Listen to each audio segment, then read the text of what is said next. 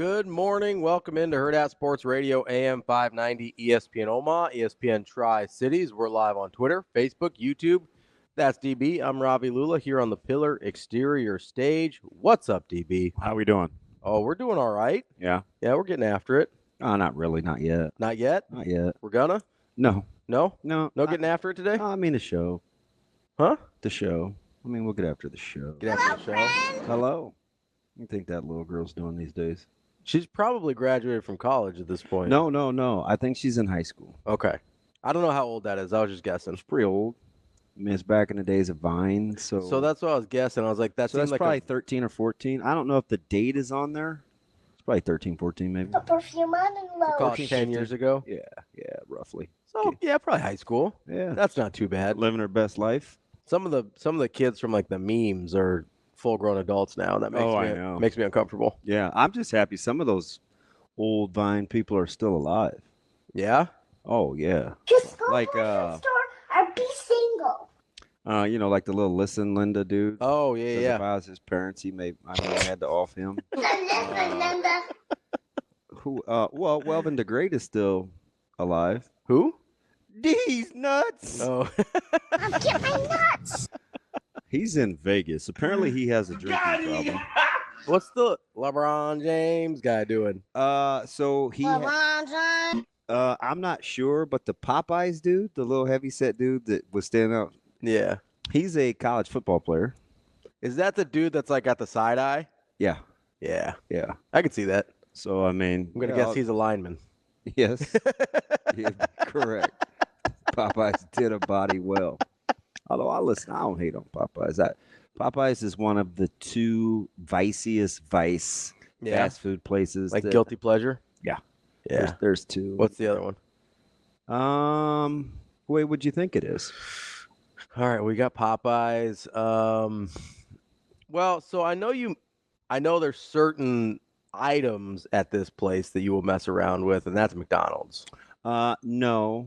But you do mess around with certain items. I would crush their breakfast. Yeah. Yeah. That would have been my only guess. Long John's. Listen. There was a part of me that was like, I wonder if it's Long John Silver. And I was like, no. So there's no way. I don't know how this just came up, but so one of our assistant coaches, yeah. The kids were in the weight room talking about new coaches that they like. Yeah. It was the young guys, it was freshman guys. And they're like, oh, I like this coach, or I like this coach, or this coach is cool. You know, young people just rank their new coaches. Sure. And one of the guys was like, man, I love Coach Hill, but I saw that dude eating Long Johns. So I can't mess with Long Johns. And so Mike and I thought that was blasphemy because, like, once a year, he and I would just have a total meltdown. Just smash some Long Johns? Yeah. Like, literally once a year. And so I went over to Coach Hill, and I was like, dang. I said, Darlando, I didn't know you get down with Long Johns like that. He's like, DB. DB. I'm telling you, man, he's super soft-spoken. He's a big guy. He's a great wrestler. Ended up going to Midland. But anyway, he's a good football player too. But did you know Long John's has all you can eat on Sundays on Saddle Creek? No. He told me that Friday. I was traumatized. I sat in the hallway and pondered like that thinking man statue. I did. Because you know how I can, with food, I can be very, like, gotta have it. Yeah. Right? You're like very disciplined at times. But I want it. Like those cracklings. Yeah. I was like, why won't this dude get back to me? Yeah. But like I seriously was like, when am I going to have like that breakdown day? And how long will I sit at all you can eat Long John's on Saddle Creek? $13 on Sundays. I sat there for 12 minutes. 10, 11, 12. Yep, exactly. Just thinking. Contemplated. You're like, when can I schedule this out? Yeah. When I got a Sunday I can kill. So that's why Saturday I had seafood. I had all seafood. Yeah. Yeah.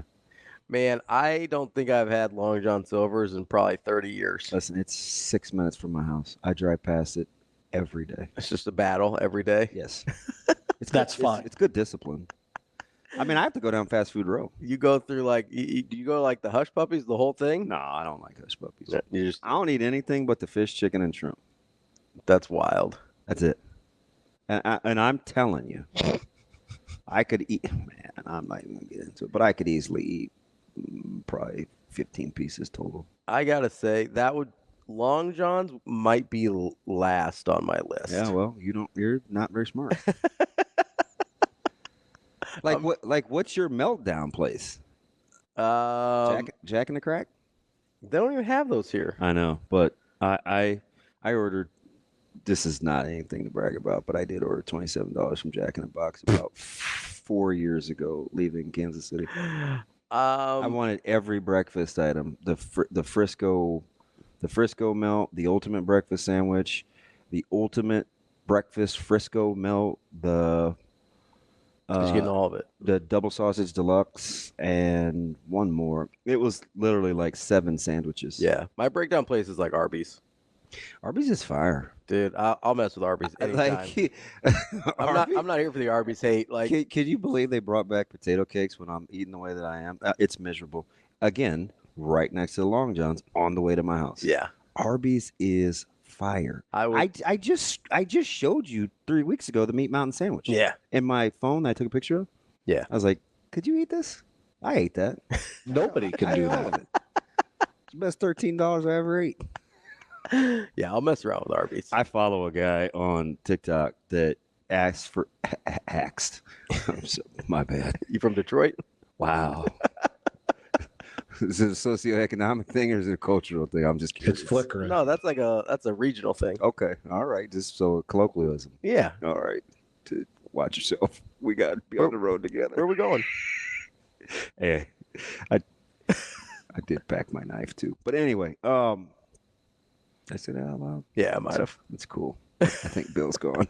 We're all right. Chris won't get too mad at me. That's like like Arby. They brought back potato cakes. Yeah, I know. That's like your jam. I'm like the one person that doesn't care about potato cakes. Again, you have horrible takes. Horrible. Who doesn't? I don't even like sides. They're good. And I'm bashing potato cakes. I'm going curly fries all day. So overrated. I love the curly. You know what's really good there? Raggedy. Really? What? Hey, curly fries over potato cakes? 100%. No questions asked. God, I am really contemplating life right now. The sliders are good there. I've never had the sliders. One time after a game, it was sophomore year, Caleb's first start at Papio. We ate on the way home. Mm-hmm. And I think he ate 6 or 7, maybe. Sliders? Yeah. That's aggressive. 4, They're 6, 8, 12. They are. I don't know. It just sounds like a lot. It's probably not that much. Yeah. He knocked them off. You know he got like one of each, the jalapeno beef and the regular chicken and the buffalo chicken. I think he got 3 of each. You know what's low-key really good there? What? They're mozzarella sticks. Yeah, I don't mess with those. They have really good mozzarella sticks, especially for fast food. Like, I don't. You like mozz sticks? Uh-uh.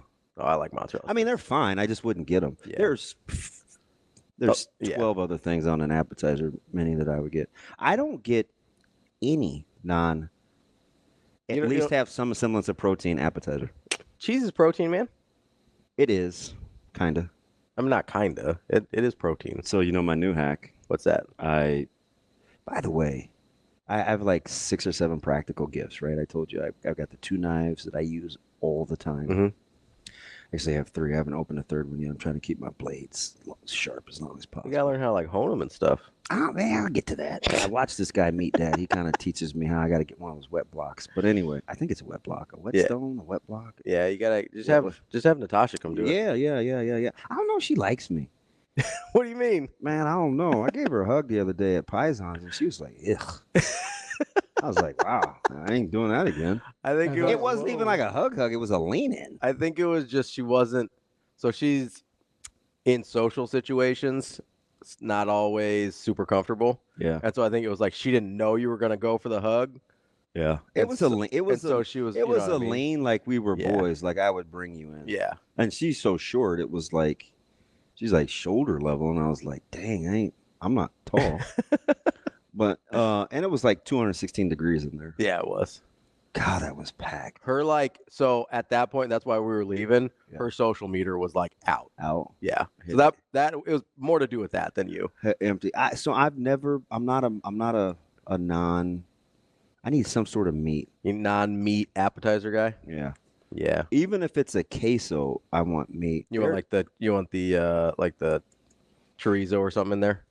Wow, good call. I had a queso blanco with chorizo in it. Oh, that's incredible. I won't say the place. Yeah. Best I've ever had. Yeah. I spooned. This is so childish. But I mean, I ate off a dude's plate the other day, so that's fine too. But Hey, you gonna finish that? I did. It's so childish. I spooned out all the chorizo. Yeah. It's incredible. Yeah, absolutely. Yeah. Y'all mess around with some queso and chorizo in there. Yeah, so Rivera's had the best queso fundido on the planet. R.I.P. Well, they're coming back. Yeah, different location, right? Yeah. Yeah. But this place, it's up there. Let's get to Jesse. Apparently, he's got some thoughts. Jesse? Jesse's girl? No, just Jesse. Jesse was a friend. What's up, Jesse? What's going on? Not much, guys. How you doing? Good. How are you? How and where have you been? I've been working. Just laying low? Trying to put together a football team. About to go over there and talk to my boy Vers. I heard he might be a free agent. So yeah, he is. He's on the open market, but I don't know, man. Like, he's so disappointed in parents. I don't know if you can get him back. So I'm coaching 5th and 6th graders at the middle school. Bless your heart, man. I didn't even know you were that nice. You don't strike me as a guy that enjoys kids. Me? Yeah. I got kids. I know. Well, shoot. Hey, listen. That doesn't mean that ain't no prerequisite. Some people want to exercise the give back clause. Well, we might be having to have a conversation about one of them here in a couple of years. Well, let's go. And all that, but I mean, you want him well coached. Send him on over. There's logistical things, Damon, that I don't know morally and ethically. Anyway, I don't want to get that rub. I'm just saying. You got a hot food take? Don't worry, Jesse. If he's good enough, the West Side will just come recruit him anyway. Yeah, yeah. It's crazy, man. Wow. Yeah. I have been told that. Yeah, it might be the most inaccurate We were just having a conversation the other day. I said, man, it's crazy how good all the kids in that district, how that district just produces talent. Anyway, sorry, I digress. Well, who do you think we are, Millard? We ain't Bellevue. Come on now. Sorry, just real quick. We're still playing catch up. What's up, Jesse? We're talking. You guys are talking food, guilty pleasure. Well, two things. You brought up Arby's. They're jalapeno poppers with the Bronco berry sauce. So I hear those are incredible. And you know what's funny about you saying that? If I get a non-protein app, it is going to be jalapenos. 100%. Because I love cheese and I love jalapenos. So I like the sour cream ones. Oh, man, I'm out. I can't do that. I'm out. Yeah. The cream cheese. I'm sorry, cream cheese, not the yellow cheese. Cream cheese. Yeah. I like cream cheese. I like the cream cheese. What else you got for me? Because I'm hungry. Speaking of guilty pleasure, mine's kind of boring, but the story involves my son. It tells you that he's my son.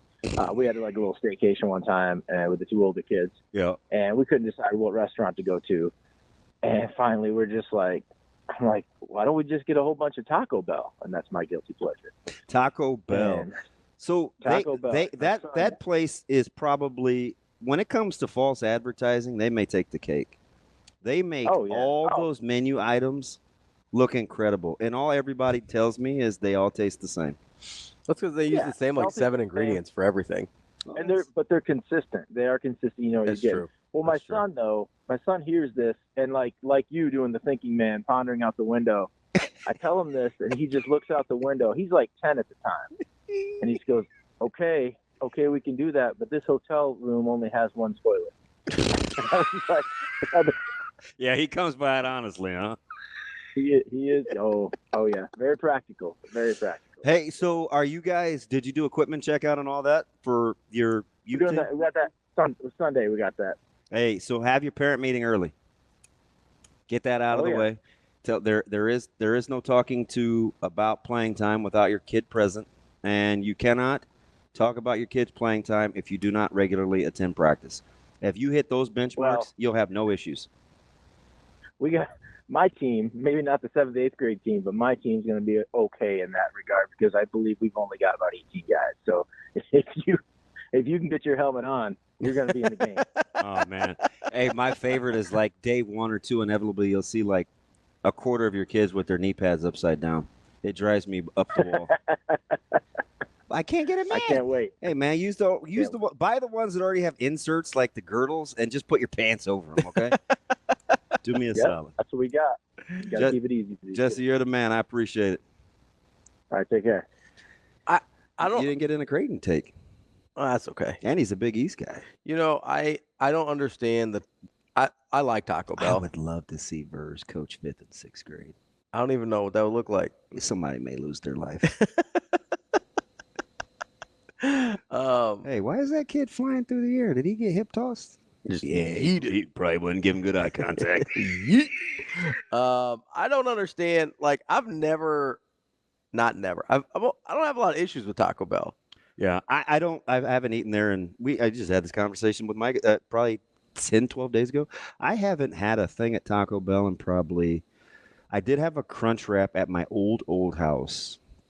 So that would have probably been 14. Mm-hmm. So like decade. Yeah.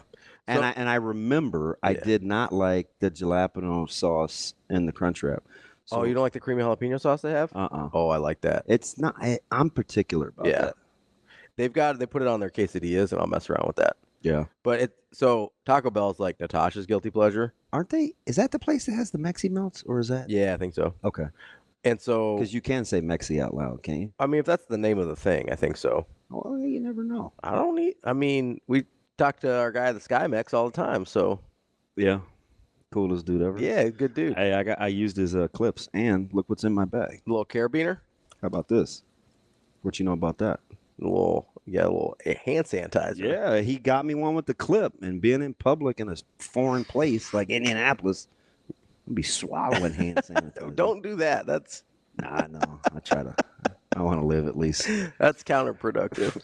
3.5 more years to see my kids graduate. I don't know about Zoe. She may be on her own. External use. You know, sure. You gotta. Yeah, I have a few. I did look to see what's by our hotel. Yeah. And just how much staying power I've got to have. Yeah. It's not going to be too bad. What do we got over there? You do have a Jack in the Box. All right. I think I've only been a Jack in the Box once. So here's the cool thing about having a morning job. I don't have to worry about getting breakfast sandwiches. Yeah. Because that's a vice. Yeah. And it just never works out. When I would come in here with breakfast sandwiches every day, you'd always just stare at them. Yeah, it used to drive me up the wall because that was when I was just getting started, and I was like, all right, figure out a way, gamification, make it competitive. Yeah. Don't look. just don't even look at if it. You look at it more than 5 seconds, you're going to have to eat it. You lose. It is not optional. Does that sound made up to you? It's not made up. I don't think it's made up. That's why it's funny. Because I know you're telling the truth. 100% true. Listen, gotta get competitive. Hey, so there were reported sightings of your guy last night. Who? So I literally just missed Coach Frost. Really? Yeah, I was gonna call and tell you. I went to go watch. Well, he's my guy, of course. Yeah. I'm sick. I know you're sick of hearing me talking about Zickman all the time, but. Oh no, I don't care. I went to go watch not Aiden, but Aiden was there. Yeah. But I went to go watch Parker, and they were playing in West Point, and they were out in Valley, and. Like, I don't know why, but I was there like 4 minutes, and it was like mob deep. I mean, they had snow. It was so cool because it was like old school at the ballpark. Get a snow cone. I didn't, but get a snow grass outfield, like all the signage along the fence. I was like, okay. Yeah. Like you pull into the little gravel park, and there's like a house like 4 feet away, and you're like, man, I bet they get bombed with foul balls. But, yeah, so apparently he went to go watch Lincoln Christian earlier, and I was watching Central City after that. So he must have flown in and got a... Yeah. Well, yeah. And everybody felt compelled to tell me. I almost shot him a text, like, hey, just missed you, but I was like, this dude may be like... Trying to stay a little incognito?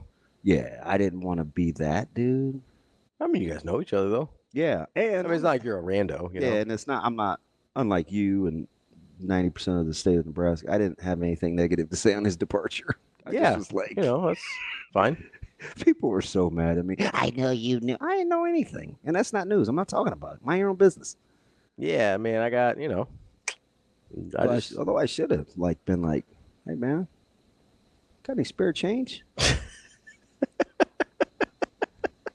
Sure. Help me with Durkin Design. he's, you know, he's doing all right for not having to work right now. Which reminds me, tell me in the car. I have to call him. Yeah. Just to set up the.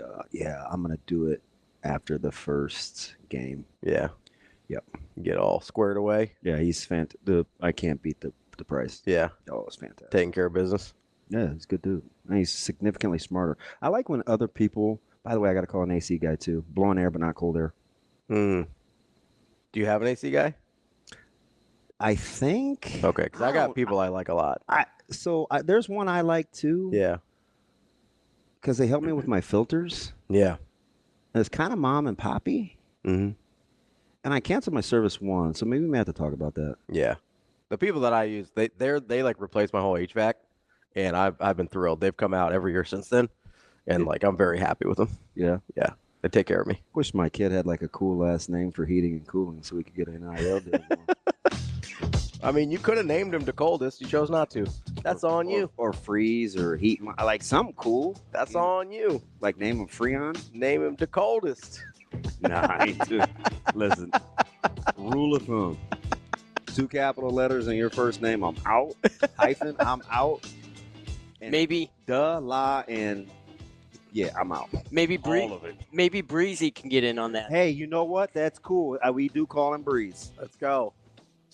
He's too young though. He ain't got no value yet. I mean, I think you can do NIL in high school in Nebraska. Let's go. Ooh-wee. Coming up next, we'll set up the show here on Hurrdat Sports Radio.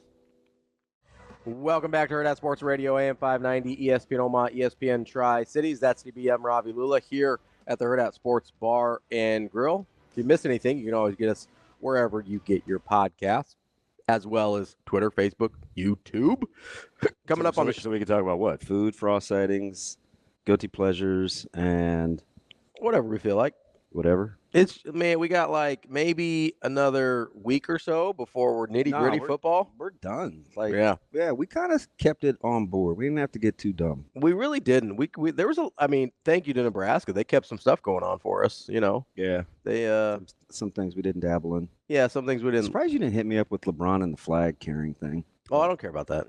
Me neither. That But that would be kind of cool. it'd be super cool for him. Yeah, like I don't have a problem with that. I'd like to rep He's the country. he's one of the most famous athletes in the world. Probably the most recognizable. I only hesitate with like Messi internationally.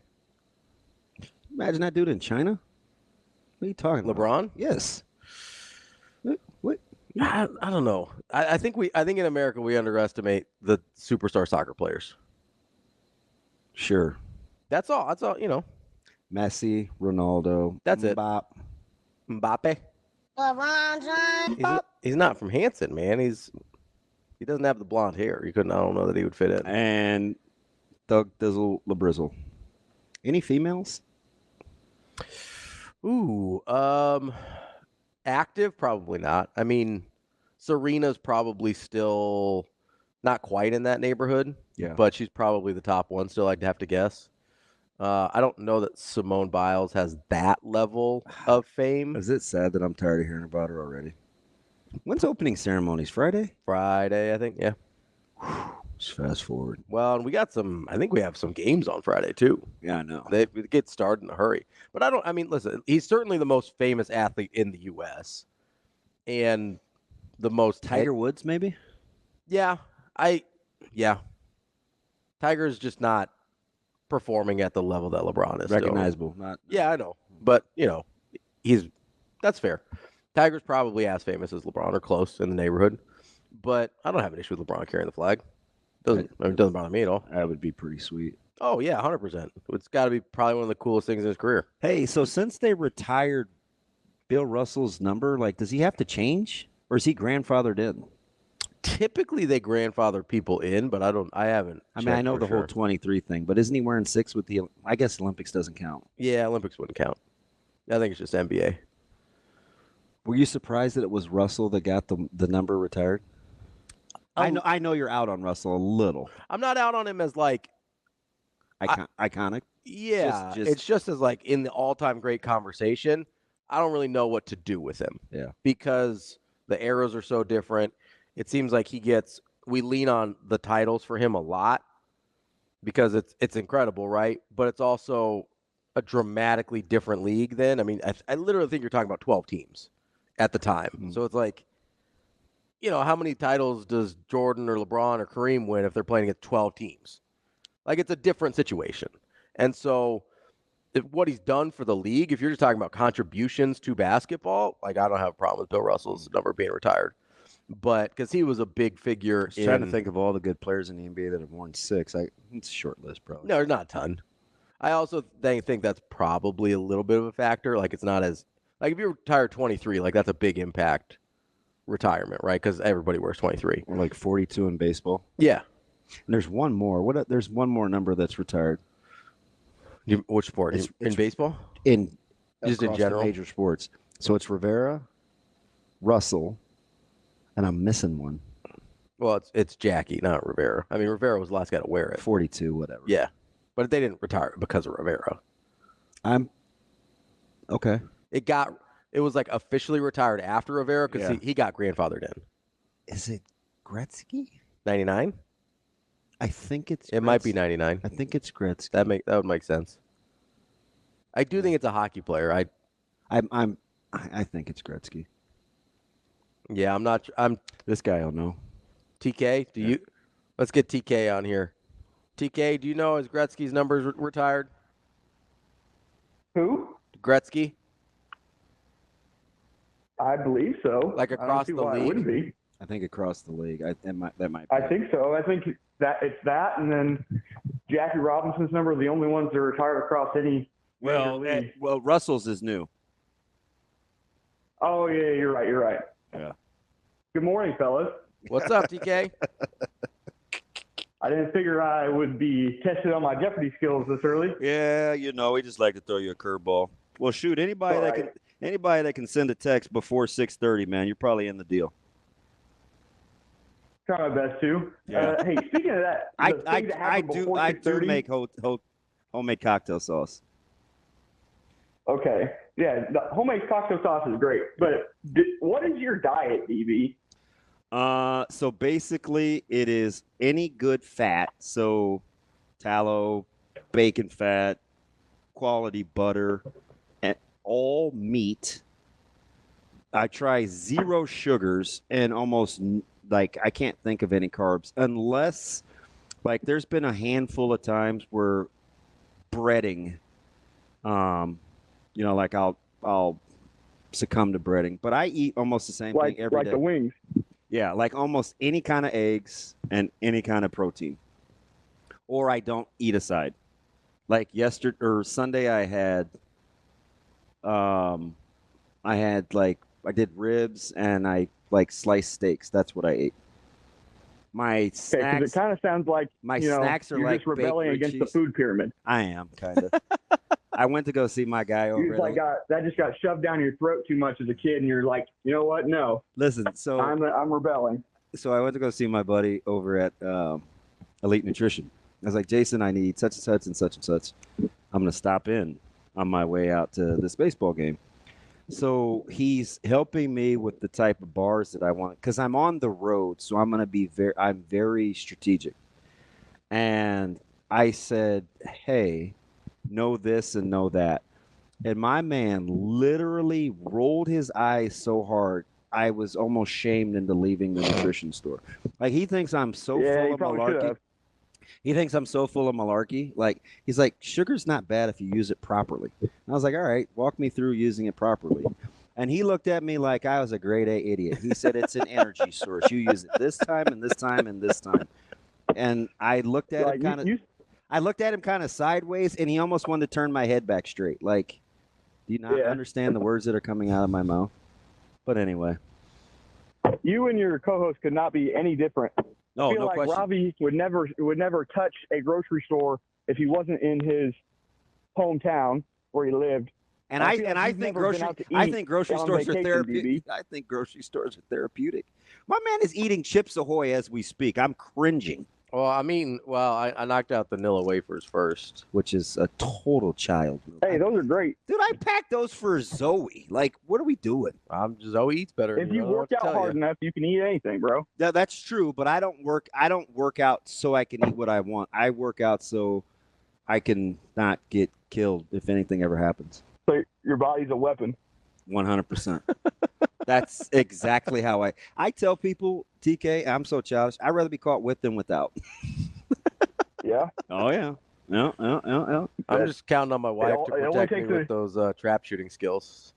Yeah, I'm afraid of Hey, guns. I'm not trying her. She's the one person I'm not trying. Yeah, like who just, I don't know. I know a lot of people that do, so I won't say who, but I don't know anybody's wife, though.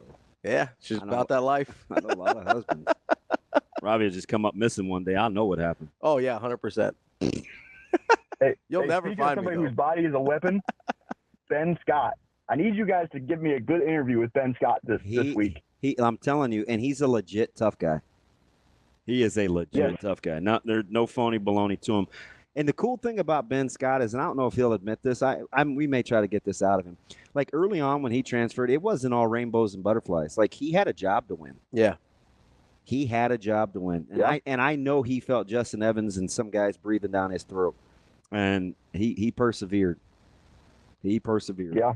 Yeah. Yeah, so I need a good interview from him this week. Listen, you may not see me if I get a chance to talk to Gifford. We may spend, if I miss a few segments, I'm over talking to Giff. Hey, and hook Ravi up with this dinner. Just, be a good friend. He owes me, actually. It's not enough for me to capitalize on. What I'm going to try to do is, I thought about this on the way over, TK, so I'm going to go ahead and let him know. I was going to goad him into another extra $5 or $10 bet so I can get a $30 meal instead of 20. 20, I have to be really selective. 30, I have more options. All right. Well, you can get the whole breakfast at Jack in the Box for 20. Hey, listen. Actually, cost you 27. Apparently, DB knows. I'll be rolling 6 sandwiches. I'll be rolling around throwing the bread out the window, just eating with my hands, and people will be mortified. It's all right. All right, TK, we appreciate the call. Hey, good talking to you guys. Have a great day. You got it. Coming up next, we're going to talk to David Teel about ACC Media Days here on Hurrdat Sports Radio. Wrapping up hour number 1 here on Hurrdat Sports Radio, AM 590, ESPN Omaha, ESPN Tri-Cities. We're live on Twitter, Facebook, YouTube. That's DB. I'm Ravi Lulla here on the Pillar Exterior stage. We are joined now by David Teel of the Richmond Times-Dispatch and Richmond.com, covering the ACC. David, how are you this morning? Good morning. How are you? David, we are hanging in there. We are headed to Indianapolis right after the show, but you're already elbow deep with the throngs of ACC media days, man. How do you think FSU and Clemson dealt with the tongue lashing and chastising like 8-year-olds yesterday to open ACC media days? That was incredible. Well, it was probably a little more forceful than they have heard before, but it's really nothing new.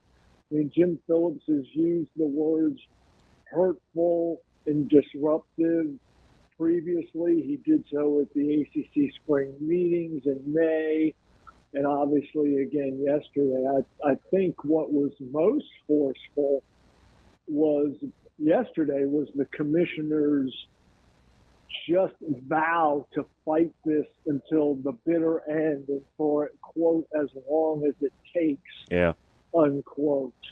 And that was a little new. That was a little more assertive. He was more substantive in revealing some financial things that the ACC has done to bridge the revenue gap.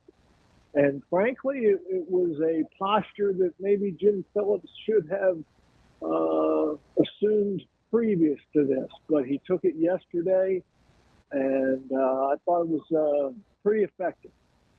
So, David, let me ask you this, because I'm always trying to figure out sort of what the ACC's angle is here, in the sense that, I would, imagine if they're interested in keeping Clemson and FSU in the fold, that maybe they would try and repair the relationship. That definitely wasn't the tone yesterday.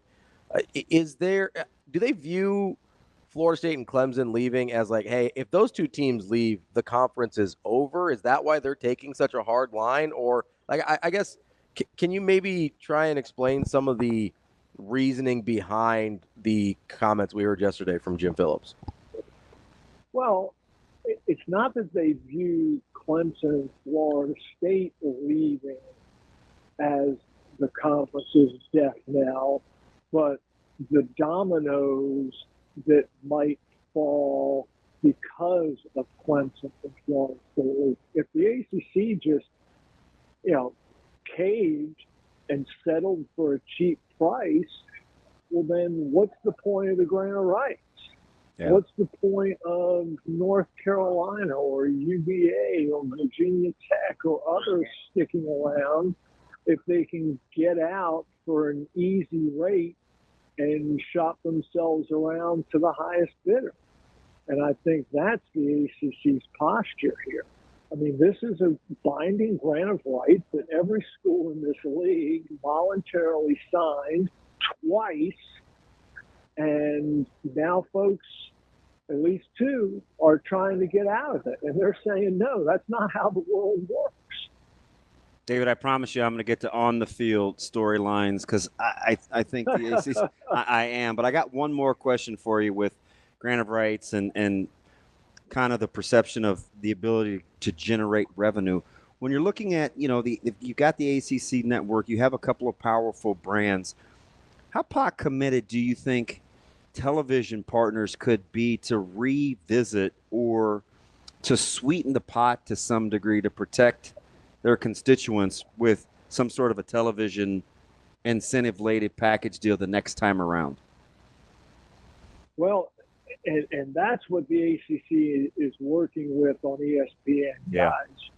The deal goes through 2036, but there is an opt-out in 3 years in 2027.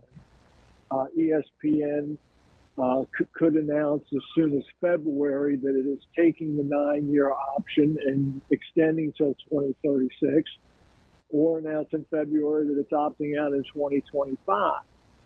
But I think the incentive for ESPN is, I think an end to the realignment madness would help the network, and B, ESPN has invested millions and hundreds of millions of dollars in the ACC network, and you just want to blow that up? I don't think they do. We're talking with David Teel of Richmond.com. David, let's get to some on-the-field stuff here. Obviously, Miami is getting a lot of the headlines with on-the-field stuff in terms of the expectations for this season. Obviously, they bring in Cam Ward at quarterback, and Mario Cristobal has been kind of stockpiling talent there. I'm a little hesitant to buy in, but I don't know if that's because of this current team and this current coaching staff, or I've just seen too many times Miami get hyped up and not live up to it. How do you feel about the Hurricanes this year? Well, of course you're hesitant. You should be hesitant. I mean, come on, man. How many times do you have to put your hand on a hot stove before you figure out it's going to hurt? And that's how you feel about Miami. And it's funny you asked the question because I just filled out my preseason ballot for projected order finish, and I picked Miami third just because of that. I mean, they may indeed be the most talented group here, but I just can't pull the trigger on those cats until I see it. Guys, think about this. Miami came into this league in 2004, and in 2005, the ACC championship game made its debut. Wake Forest and Boston College have been in more ACC championship games than Miami. So let me ask you, because they became their own benchmark, which is everything that you want as a business entity, a program, a sports team with Clemson. But it seems like, and I get it, right? Dabo's shaking up his staff a little bit, and they're still trying to get the quarterback thing right with Klubnik and company. But when you look at their window, open, shut, kind of open, where do you put Clemson in terms of being a legit contender? Where's the window? Boy, ask me after week 1, right? Okay, yeah, you'll know right away. If you could tell me how that's going to go down, and not that the season would be over by any stretch for Clemson to lose, but if Clemson gets dump trucked in that game, oh man, it's a bad look for Dabo. It's a terrible look for the league. But to think that over a 2-year stretch, he has brought in one guy from the portal when clearly his roster has had holes, especially at receiver and offensive line, and yet still only one guy from the portal. He is so strident, but if things go a little sideways again this year, number one, he's going to hear from Tyler from Spartanburg on his calling show again, and Tyler's going to have a hell of a case. Yeah. And number two, he's going to have to change his ways. So, David, I do want to stick on Dabo here for a second because, I'm curious what the appetite for him is around Clemson, because even if they're, they, like DB said, they are their own benchmark. Even if they're pretty good compared to other people's standards, is this sense that he's not willing to play the transfer portal game, like you said? He's not really willing to play the NIL game, like you said. Do they just feel like they're falling further and further behind, and they just, is there a point where there's hey, we can't keep doing this? Oh, I'm sure there will be. I mean, you have got to adapt. It's adapt or die in college athletics, just like many other industries. But here's the sneaky thing about Clemson. Clemson has the second longest winning streak in the country right now, behind Michigan. Clemson won its last 5 games of the season, and including its bowl. And other than the Wolverines, no one's won more in a row. Now, can they reverse those one-score losses that they had from early in the season that just relegated them to also-ran status in the conference? I got a dark horse for you, and the schedule kind of shakes out, even though they have a sneaky one on the 31st because Austin Peay's pretty good. Could I convince you that is Louisville a legit dark horse? Sure. Yeah. Absolutely. I think you can make that case. With Tyler Shuck coming in through the four-way quarterback and guys, Colin Lacey at wideout from South Alabama, the transfer at Louisville, he's the leading returning receiver in the country in terms of yards per game. And Ashton Gelati on the edge at defensive end, no, they could absolutely be a dark horse. And I really like NC State because the schedule really breaks for the Wolfpack. Don't be surprised though if Austin Peay is tougher than people think. That's a legit FCS program. And you also got another good kept secret in Haynes King at Georgia Tech. Chance for Player of the Year in that conference, do you think? Can they win enough games? No, I don't think so. First of all, Haynes King has got to stop throwing interceptions. And you didn't know you had Brent Key on, did you? This is David Teel from the Richmond Times-Dispatch and Richmond.com. David, we appreciate the time and enjoy your rest of the time. Appreciate your time, David. All right, dude. Thanks for having me. More Hurrdat Sports Radio coming up next. Kicking off hour number 2 here on Hurrdat Sports Radio, AM 590, ESPN Omaha, ESPN Tri-Cities. We're live on Twitter, Facebook, YouTube. That's DB. I'm Ravi Lulla here on the Pillar Exterior stage. Good stuff there from David Teel. That was great. I don't think I've talked to him before. Yeah, so the thing that I like about him, and that's a great get, Shane. As you can hear, he's pretty straightforward. Yeah. Doesn't pull any punches. Like he call it like he sees it. Mm-hmm. Kind of clown Miami a little bit. Although, so this is what's going to happen. They're suffering a little bit from the USC syndrome every year. Oh, USC, and they kind of don't deliver. Kind of hear it about Wisconsin, not as much anymore, but we used to. Mm-hmm. And used to hear about Notre Dame a lot. So they're interesting. I just talked to a P4 head coach about them the day before yesterday. Mm-hmm. You don't often hear other head coaches. He feels, and I get it. I think this common knowledge in South Bend, monster year for not only their coaching staff but this schedule. Yeah, because it's manageable. Because he called to ask about another player that we could potentially have, and we just got to talking about other things, and that was cool because he asked about Knucklehead, but anyway, like the prevailing thought within that conference is that all eyes are on Notre Dame if they don't get it done this year. Yeah, like Freeman could be in trouble. 100%. Yeah, which is, I think people really like him and they want him to succeed. He seems like an amazing guy. Yeah. Like, I do think he maybe got the job a little early. So the cool thing is, like, if you're trying to get a gauge, like on his campus, I obviously talk to DJ a ton. Yeah.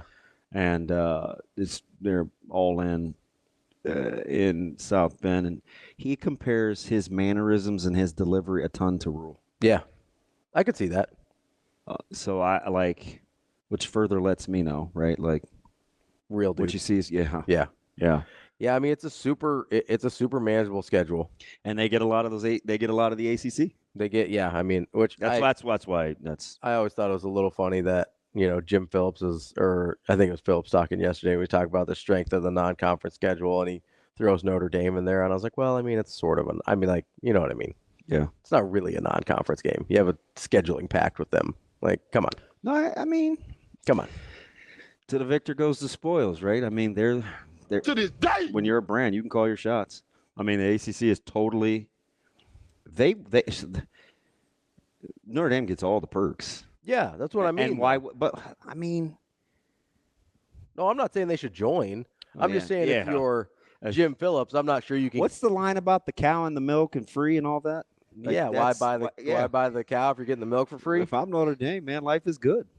Yeah, if I'm Jim Phillips, I don't know that I can really count that as a non-con. He's like, we got the best non-con in the country. Yeah, cool. But they do. It is the toughest strength of schedule. I mean, they have to though. They have to go out and schedule like that. Yeah. Because the conference doesn't give you that. Like SEC, Big Ten don't have to go out and schedule like that. So how many teams are there with double-digit win totals? 6 or 7? 7 in the country? 6, not including Liberty. Yes. Right? Yeah. How many 10 win? You've tried to make this 9-win discussion getting into the playoffs thing, and I'm kind of with you. Mm-hmm. How many 10-win teams do you think we end up with a week to go in November? So going into the last week? Yep. Ooh. More than 5? No. Not going into the last week. Because going into conference championship week? I think in 2023. Yeah. There were 11 or 12. Yeah, 2023 was an outlier. 2022, slim pickings. There was like 3. No, it was like 5 maybe. Yeah. But I mean, I think K-State was like 13th at 9-3. Yeah. And that was the last week. That was week 13. There was, I mean, I've said this before, in all but 2 years of the college football playoff, a 9-win team would be in the top 12. So I have all these notes. I thought it was 6 out of 7. It's not including COVID. Not including COVID, it's 8 out of 10. Okay. Or 7 out of 9. Okay. Yeah. Because I've just been skipping COVID because, especially with the 9-win thing, half the teams didn't play 9 games. So I just threw out COVID. Because I hear 10 thrown around a ton. I'm like, it's 7 out of 9 with the not including COVID. That's okay. It seems lofty this year. What, that 9 will get you in? To get to 10. Yeah. Yeah, I think so. I think more often than not, Now, And somebody's going to have a 9.5 win total that's going to get to 10, Mhm. but there are only 6 teams, not including Liberty, that have a 10 or more. Yeah, but there's probably going to be some teams that have a 10 or more that aren't going to get to 10. Well, that's what made me think of Notre Dame. Yeah, right? Like But they could easily be 10-2. for sure. And then I've got Iowa. They're at 8.5, and I've got them at 10. How about their win total getting pushed a full game? Yeah, you're welcome. That's probably Phil Steele. He said $1 million. No. Who brought it up to Phil Steele? Well, you've been on this for 3 months. I have, because that 7.5 number was absurd. That's a beautiful question. 7.5 was absurd. I'm going to ask the question: how are you going to score? Not them on offense, but How you going to score against them? yeah. Good luck. I mean, and so speaking of which, I think the context of what I was saying is it got a little misconstrued. Which part? When I said I'd take Iowa every day that ends in Y. I'm not. I want the wins. Yeah, and I don't care how they do it. Yeah. What I heard you say was I will choose W's over aesthetics. Yeah. That's literally what you said. I did say that. And then I think people maybe get lost when you're like, oh, I'd take Iowa all day. But yeah, I'm not saying I never want the opportunity to play for a national championship or lock me in for 9 without the ability to win 11. I'm telling you, I will trade wins for aesthetics every day. And I'll double down and take it one step further because we didn't get a chance to get into a ton at the end yesterday. I'm all in on any team that can establish an identity and not waver. Sure. Yeah. Like, you can talk bad about me all you want. And you don't particularly care what that identity is. I don't. As long as you stick to it. Look, you could be Miles Davis or you could be Paul Johnson. I couldn't care less. Yeah. If it's yours, own it, embrace it, recruit to it. Develop through it. I'm a huge fan of getting a blank slate and a marker and knowing what the end game is supposed to look like. Mm-hmm. What I can't stand is a bunch of scribbles and you want me to see what it's supposed to be when you don't even know. Yeah. That was my argument with a lot of it was with Frost was that I made the argument that despite having an offensive system, quote unquote, that team never really had much of an identity. And that's part of the reason they struggled to develop. And I would make the argument, it wasn't just Frost, to be fair. I think Riley struggled with that. I think Bo struggled with that, especially offensively, that a lot of guys that were highly recruited, 4-star guys, whatever, didn't pan out at Nebraska because there was not an identity to develop them to, right? Like it's really hard to end up with a finished product when you don't know what that finished product is supposed to look like, right? Yeah. You can start with the best piece of clay in the world, and if you don't know what you're trying to sculpt, it's not going to end up very good. Do you have a couple of – so who do you – okay. It's a couple of different ways. Who do you think is destined to disappoint? You're just not buying the – Nationwide? Yeah. I mean, we talked – Miami's up there for me personally. Yeah. I low-key – I think Florida State might be in that conversation because I don't really trust DJU. He's been this guy for 4 years. I don't know why he'd be anybody different now. Man, Mike Norvell's a really good quarterback coach, so I don't know. I mean, God, I may have to eat some crow. What? And I'm more than willing. Yeah. I'm not all in on Ohio State. I'm just not. Quarterback? That's fine. There's a multitude of reasons. Really good talent. Clearly. I mean, haven't you heard all offseason? Hey, the best talent they've ever had. And maybe that's why. Which I don't. Maybe that's know why. that I buy. Listen, they've had really, really good teams at Ohio State. I've combed that roster. Listen, if I can tell you about Austin Peay, I certainly can tell you about Ohio State. But I'm keep an eye on that one. Yeah, I wouldn't be shocked if Ohio State is. Disappointing. I'm talking about like 10 wins, right? Like they drop a couple. And how right could I be considering Dave his record? Like I'm bound to be wrong. I mean, not necessarily. But because of his record so gaudy, any slip up makes you right. It just, you know what I mean? Yeah. Like 10-2 makes you right. It's just that's the thing. Especially like let's say it's 10-2 and they lose to Michigan again, a Michigan team that most of us don't think is that good. Mm-hmm. Like then you're right. It doesn't have to be 8-4. You know what else I don't love? Who? And I get it. I totally get it. He was everybody's pick for offensive player of the year in the Big Ten. I'm kind of out on. I'm not out. I just think I'm not a Dylan Gabriel guy. Yeah, I think that because he's now the Heisman favorite, by the way. The Heisman. Yeah, favorite. like he moved into the lead as the Heisman favorite in the betting odds. And so it's like I understand 30-6. Yeah, I do. Yeah, but I also understand that 14 of those touchdown passes of the 30 came in West Virginia, SMU, and Tulsa. Yeah. How about that off the road? Let's go, DB. Not bad. Okay, so 14 of the 30. Give him those 3 games. Also, in his 2 losses, OSU and Kansas, he completed a gaudy 72% of his passes, 40 of 56. You could tell I've studied this. 40 of 56. Yeah. 72% completion percentage. It's really 71-4. Yeah. Just TK or somebody will actually punch that. Well, actually. How many touchdowns do you think he threw? In 2 games? Yeah. And they scored 33 and in the 30s, respectively. 2. 1. Oof.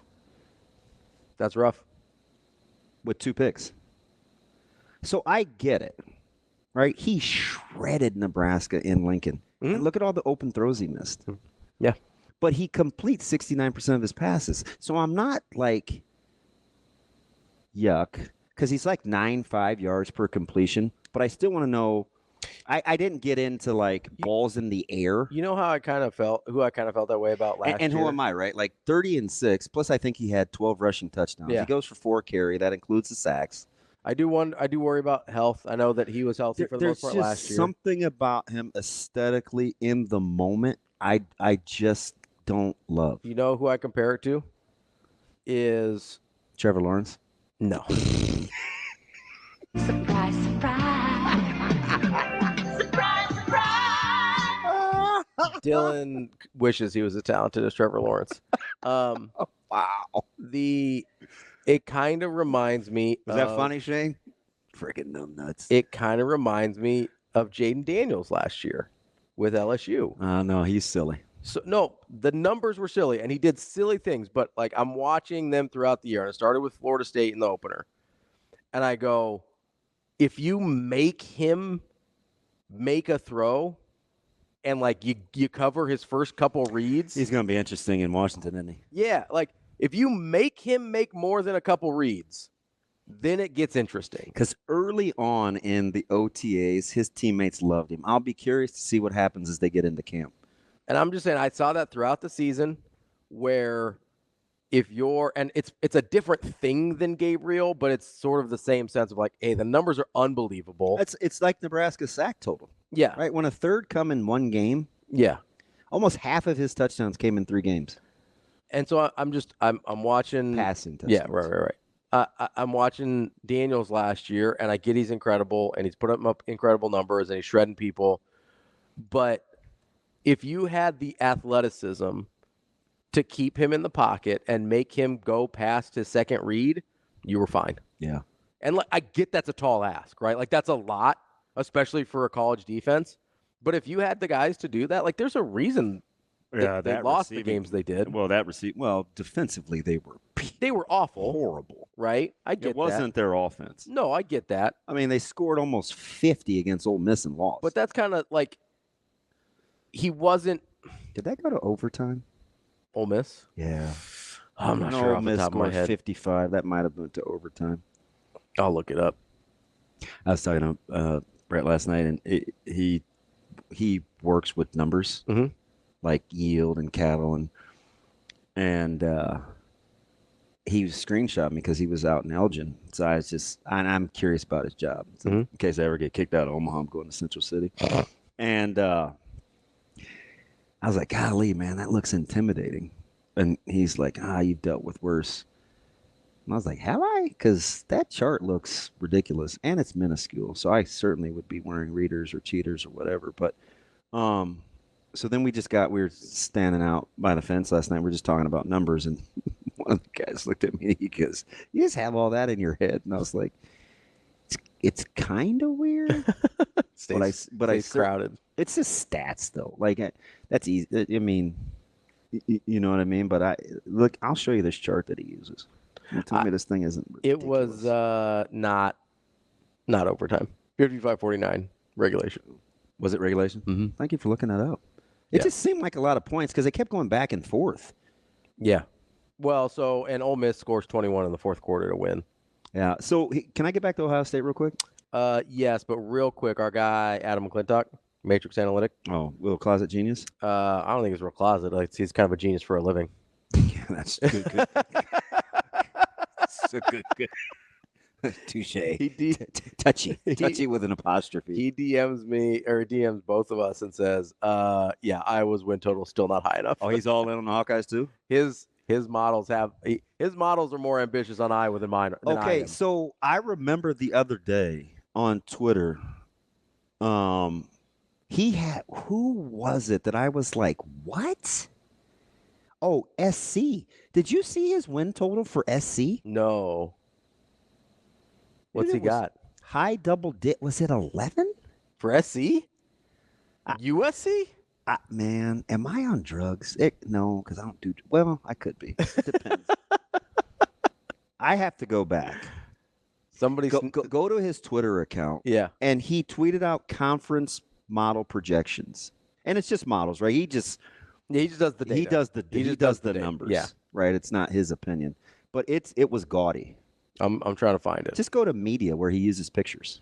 Oh yeah, good call. Come on, man. I don't know. I'm not even that smart. I don't know how to use it. I know. Listen, so you always ask me to fix your technology stuff, and I don't know what I'm doing. Well, you can click on media. It's a tab for Pete's sake. I know. I just don't think about it. I don't even recognize. Scroll faster. It was last week. Oh, you didn't tell me how long ago it was. Well, I said last week. There's a lot of gifts here. I don't even recognize what we're doing. Nobody does. I want that quarter zip he had when he was at Kansas. It was white with the Jayhawk and the chest plate. Breastplate. No big deal. You're driving me crazy. We'll find it later. Where's our win totals? Well, so this is. Why are you doing it like you're afraid to break the buttons? Like, why are you being so delicate? Just scroll. Well, scroll with what? Like, you have a what is this thing? It's a trackpad. Is that the real name? I think that's what it's called. The trackpad. Use the goddamn trackpad. For what? Well, I'll show you. Well, what do you want me to do here? Crazy. This is scintillating radio. What do you want me? I'm trying to use the trackpad. Look, see what I'm doing? Like mine doesn't do that. Look. You're moving your fingers like you have arthritis. Look at what That's fine. What do you want me to do here? Am I not doing the exact same thing you're doing? You're killing me. I'm just going to text him. What do you do? Adam, can you DM us back and tell me how many games you had USC winning? Yeah. Why did you do that in the first place? Because you're telling me to look it up. It's going to be a miserable drive. You're like, Ravi, look it up. Well, hey, why don't you just fall asleep? You'll be fine. Hey. I would love to be a fly on the wall. Hey, so my buddy at Elite Nutrition, Jason, I go, man, I'm dreading this drive. And he goes, just deadpan straight face. He goes, does Ravi know to just be quiet? I'm like, you know me. He's known me way too long. And who's driving? Ravi. Just put some earbuds in or something. Yeah, I got him charging. I don't like things in my ears. So, and you know what? I'm traumatized. Why? Because we got earplugs at the Orange Bowl. Oh yeah. And they were custom made, and it was like this big to do. Yeah. And they get stuck. This is the dumbest thing ever, but it's the honest to God truth. Yeah.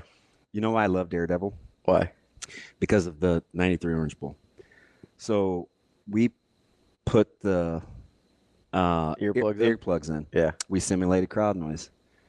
I've never practiced so poorly outside of the week when I got benched against UCLA because I couldn't feel what was around me. Yeah. It's like disorienting. I couldn't run the goddamn ball. Yeah. I'm like, I'll roll the dice. On the crowd noise? Just pretend I can't hear it because I couldn't feel for anything. Yeah. I'm like, how do people function that all of a sudden just lose their hearing? Like I was traumatized. So then I was much more appreciative because I was already blind. So then I was much more appreciative of the blind lawyer in Hell's Kitchen. Yeah. I'm like, shoot, man, I'm a daredevil guy. Like, if this dude can function at a high level and like with all this, not having all his senses, like I'm all in on daredevil. So I don't like things in my ear. Yeah. I just don't feel very aware. No, yeah, it is a little disorienting if you're not used to it.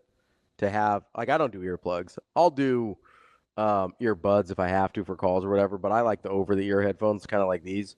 Just I don't like having it. I think it hurts. I don't like having stuff in my ear all the time. Well, I take them off every chance I get. I don't like it either. I think I got funny shaped ears, so that might be part of the problem. Mine are baby. But I don't. For an adult, I think you got little baby ears. I have the smallest ears ever. So you're not gonna have earbuds in. I mean, I'll have one. You're not gonna sleep. No. You're not gonna talk. I mean, I will. I'm not that like. Well, your guy just said make sure I don't say anything. He's an extremist. He's also the guy that got mad at me over 12 grams of sugar. I mean, he's a little bit of a control freak. You just want me to drive 10 hours in complete silence? Please don't make it 10.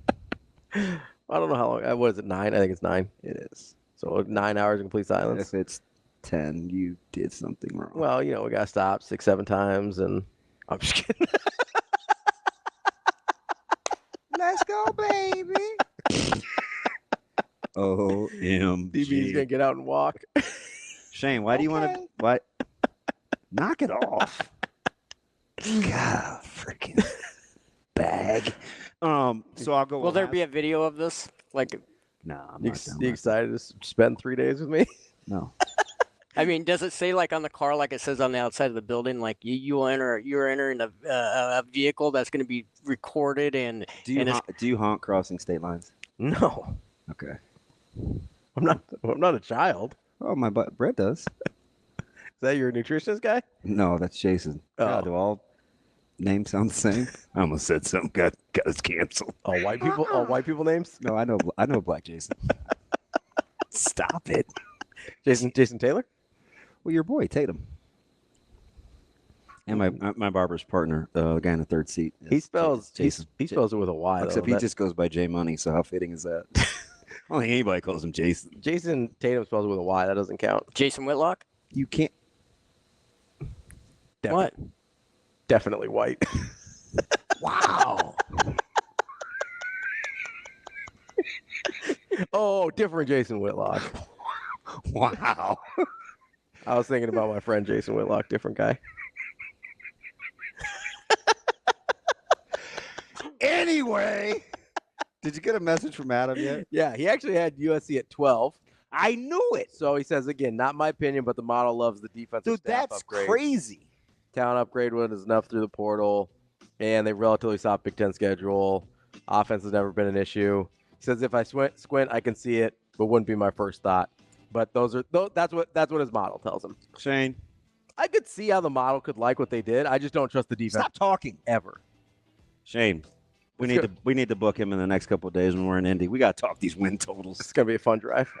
12 wins. That's DB. I'm Ravi. Do you want to record the segment on the way up? Am I? That would be great. Am I allowed to talk again or no? Yeah, go ahead. Okay, we'll be back. More Hurrdat Sports Radio.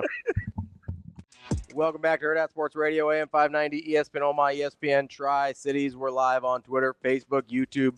That's DB. I'm Ravi Lulla on the Pillar exterior stage. And I got to remind you that the Hale Varsity Yearbook for football is here for 2024. Secure your pre-order today by going to hurrdatsports.com. The Hale Varsity Football Yearbook features exclusive interviews, position breakdowns, one of a kind photos. One of a kind? I almost said one of a find photos, and that's not a thing. Yeah, that whole alliteration thing. You got to be careful there. And more, so you can get an inside look at the 2024 season. Go to hurrdatsports.com to pre-order your copy today through August 11th. To this day? To this day? By the way. What's up? So much for your 30-minute interview yesterday. Yeah. To this day? Yeah. It was only 50. Wow. As I talk to you every day. Yeah. And you got me off peak hours for 50 minutes. I didn't think you'd have that much to say to me after. That you talked wasn't to me. It wasn't you. It was Avery and Sasha. That's true. If it weren't for their extra questions, we'd have been closer. Why was Avery trying to make me cry in there? It was rude. I thought it was rude. They texted me those questions, and I was like, I'm not going to ask those. They did. You're a defiant son of a gun. Listen here, guys. I'm glad it's not just me. Like, I have a problem. When is your birthday again? August 12th. Yeah, you're a jerk. Yeah, I'm a Leo. That's interesting. It's pretty on brand. My buddy's the 13th, and I love him. Yeah. Although he's Cobbs, yeah, he's particular too, though. I mean, you love me too. Let's be honest. You keep showing up every day. Hey, it's my brand, man. Keep showing up. And it's my brand. Be an a-hole. Dang, get a T-shirt. So apparently, we could waste some money for NIL because I have this is incredible. Yeah. 1, 2, 3, 4, 5, 6 in a row. Folks offering to pay money to sit in the back seat as you and I have to try to get along. We should just, we definitely should have just bankrolled this thing. Forget sponsors. We're just gonna sell memberships to us people, to us off air. You've seen Road Trip, right? We'd have to have them sign NDAs though. Don't you have the third row? I mean, I could sit back there. What are we renting? Large SUV. I gotta hang a sport coat. I hope that. And I didn't bring the coat jacket. I don't know if I'll wear it. You didn't bring a garment bag? Yeah. Did I say coat jacket? Yeah, twice. God, I can't stand you. Okay. You think you're slick. I know why you said that twice, because you wanted to correct me. You just can't help yourself. Yeah, I know. It's yes. You're a 6-year-old. Yeah. No, you're not, because Zoe's a genius. You, not so much. No, I'm an infant. I'm a child. Ravi, I didn't bring a garment bag. So you're gonna make fun of how much stuff I have. No, I'm not. I put the over-under at 2 suitcases. Yeah, I got 2. Well, so it's 1 suitcase and a garment bag. Yeah, you're ridiculous. Plus my backpack. But to be fair, I'm staying longer than you guys are. Okay. Yeah, that's right, because champagne. Yeah, and Champagne in Chicago. And it's an anniversary thing, so I had to bring nice clothes for the anniversary stuff. Do you know what today is? Not today. Friday. Friday's my anniversary. To this day. I know. You're not working with me. 5 years. Oh, so you guys aren't coming back together? Hey, so listen, Shane, what if I just brought in a random to co-host on Friday? You should. Bring in Wait, how long is Bill traveling for? I don't know. Wait, can I ask something real quick? Sure. Was Katie on a call yesterday on the treadmill? I don't know. I'm pretty sure she How would was I know? working, because she's right outside the studio where we recorded. Would you go in with your eyes closed? I didn't see that at all. Bro, you can't help but to see that when you walk out of the studio. What way did you go? Is there a trap door? I didn't see anything. It's flickering. It's gonna be a miserable trip. I must have. Hey, how'd we miss mile marker 58? I don't know, man. I didn't see it. No, don't worry. I have the GPS on. The GPS tells me where to go. Dude, don't do the thing where it talks out loud. No, I don't. I don't like it when talking out loud because it interrupts my music. Music? Oh yeah.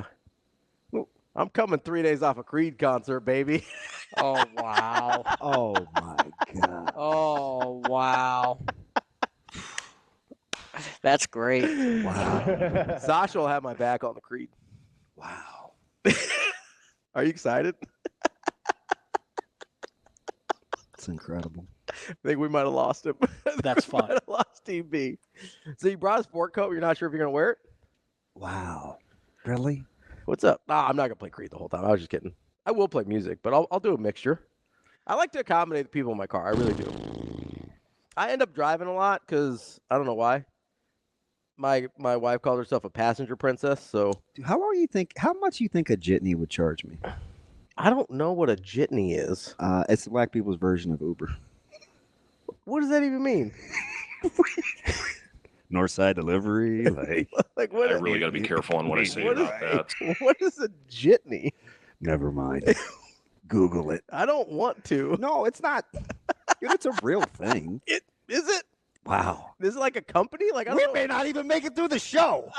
Is it like a company? What is it? Yeah, it's a company. Is what like Uber's a company? What do you want me to do?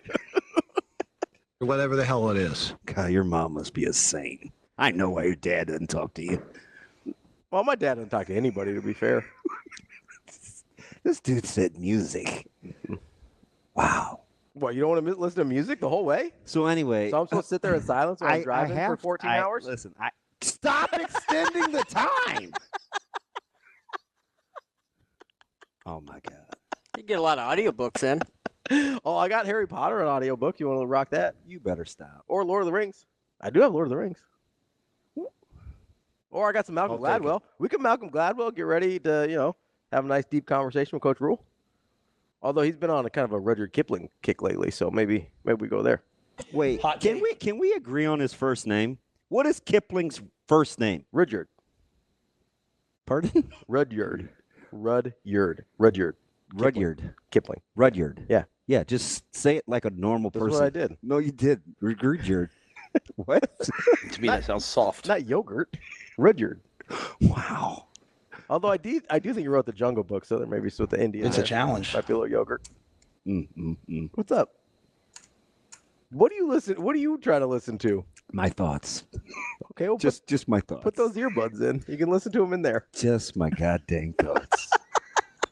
Incredible. That seems dangerous for everybody. Oh yeah. Oh yeah. 100%. So my man Creed and Harry Potter. Shane, stop encouraging him. I'm telling you, like if I snap, it's No, I like to find common ground with people in the car, what they want to listen to. You know what common ground will be? What's that? Peace and quiet. I mean, I'm not doing that. Wow. He's I'm probably sorry. right, though. I'm not riding to Indianapolis in total silence. So- That's not an option. Thomas Dolby? No. Giants. She wanted me. Absolutely. Like Dolby Digital Surround Sound? I don't understand. That's a mechanical pencil. You're not going to do much. So, Denny's going with USC Is what it as is. his team to disappoint. Yeah, that sounds about right. Yeah, I could see it.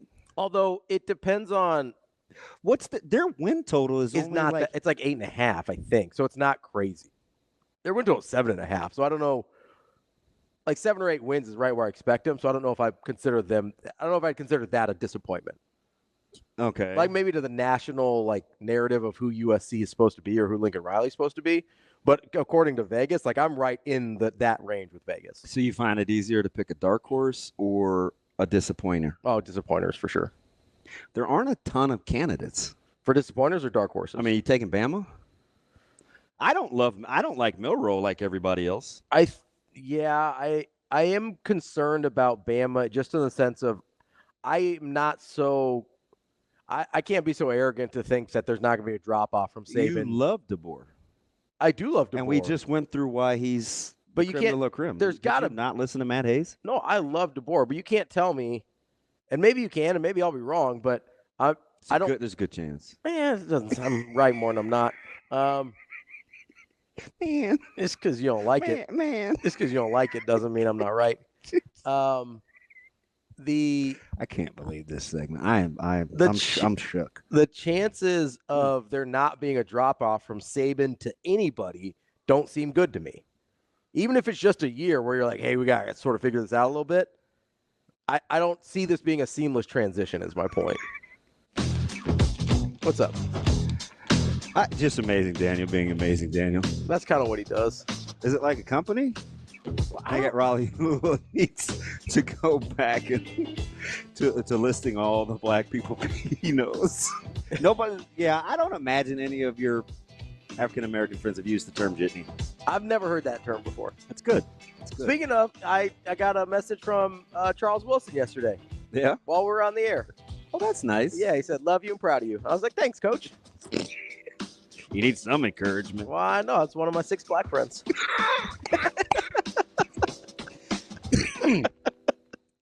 Wrapping up hour number 2 here on Hurrdat Sports Radio, AM 590, ESPN Omaha, ESPN Tri-Cities. We're live on Twitter, Facebook, YouTube. That's DB, who refuses to put his headset back on. I'm Ravi Lulla, and we are here at the Hurrdat Sports Bar and Grill. If you're going to be on the road like us today, well, at least me, DB might be bailing on me. I can't tell. If you're going to be on the road today, make sure you're wearing your seatbelt. They save lives and prevent injuries, but only if you wear them properly. Make it click. Message from the NDOT Highway safety office. Also, like, don't distract your driver, DB. So Oh, you don't have to worry about that. just, got to make sure. You don't have to worry about that one bit. No Can distract you get a jitney to go that far? He just figured out what that was. Well, it's because you really weren't clear. I was about- extremely clear. I said driving service. But I didn't know if you meant it was a slang term for a driving service Why's or it if got to it, be slang? because it is not common language. Oh, Lord. That's what slang is. Okay. There's no Your delivery. there's no cultural implications to the word slang. I didn't know if it was an non-official term for a driving service or if it was the name of an actual company. Yeah. But it is the name of an actual company. Would you like to tell our listeners what you said off air? Well, you're telling me, you're like, it's on wherever and it's got the number spray painted on the window, and I go, oh, so it doesn't have an app. Yeah, that would be correct. Well, it's easier if you got an app. Just I'll let them know. maybe something to think about. Right. Increase, talking about increasing revenue a little bit. Get more people. You're incredible. Millennials these days and Gen Zers, they don't like to make phone calls, so the app helps a lot. There's not one millennial or one Gen Zer that knows what a jitney is. Yeah. No, that's true. Well, maybe it's or that wouldn't be terrified. Which ones are the ones that want to quit everything? Well, I think that's a lot of people in a lot of phases of life, but You'd be like, nope, not doing it. I don't think that's limited to certain age ranges these days. If opportunity, so you know what we need? We need SkyMex. Yeah. Yeah, offer a helicopter ride. I may take I would contemplate getting on a helicopter before getting excited. Not in a million years. How high do those have to fly? I don't know, but you're not going to Kobe me. That's not happening. You don't have to be so morbid. That's immediately what I think of, but with helicopters. Do they fly that far? I don't know if they fly all the way to Indy. I think it's like a couple hour deal usually. Right. That seems far. Because this is my only frame of reference. Like usually you're flying from like Jersey to New York, or if you're like Kobe lived far away from LA comparatively, so he would, do the little. I appreciate it if you stop using the Kobe. I mean, I don't love it either. I was very sad. I was. Kobe was my guy.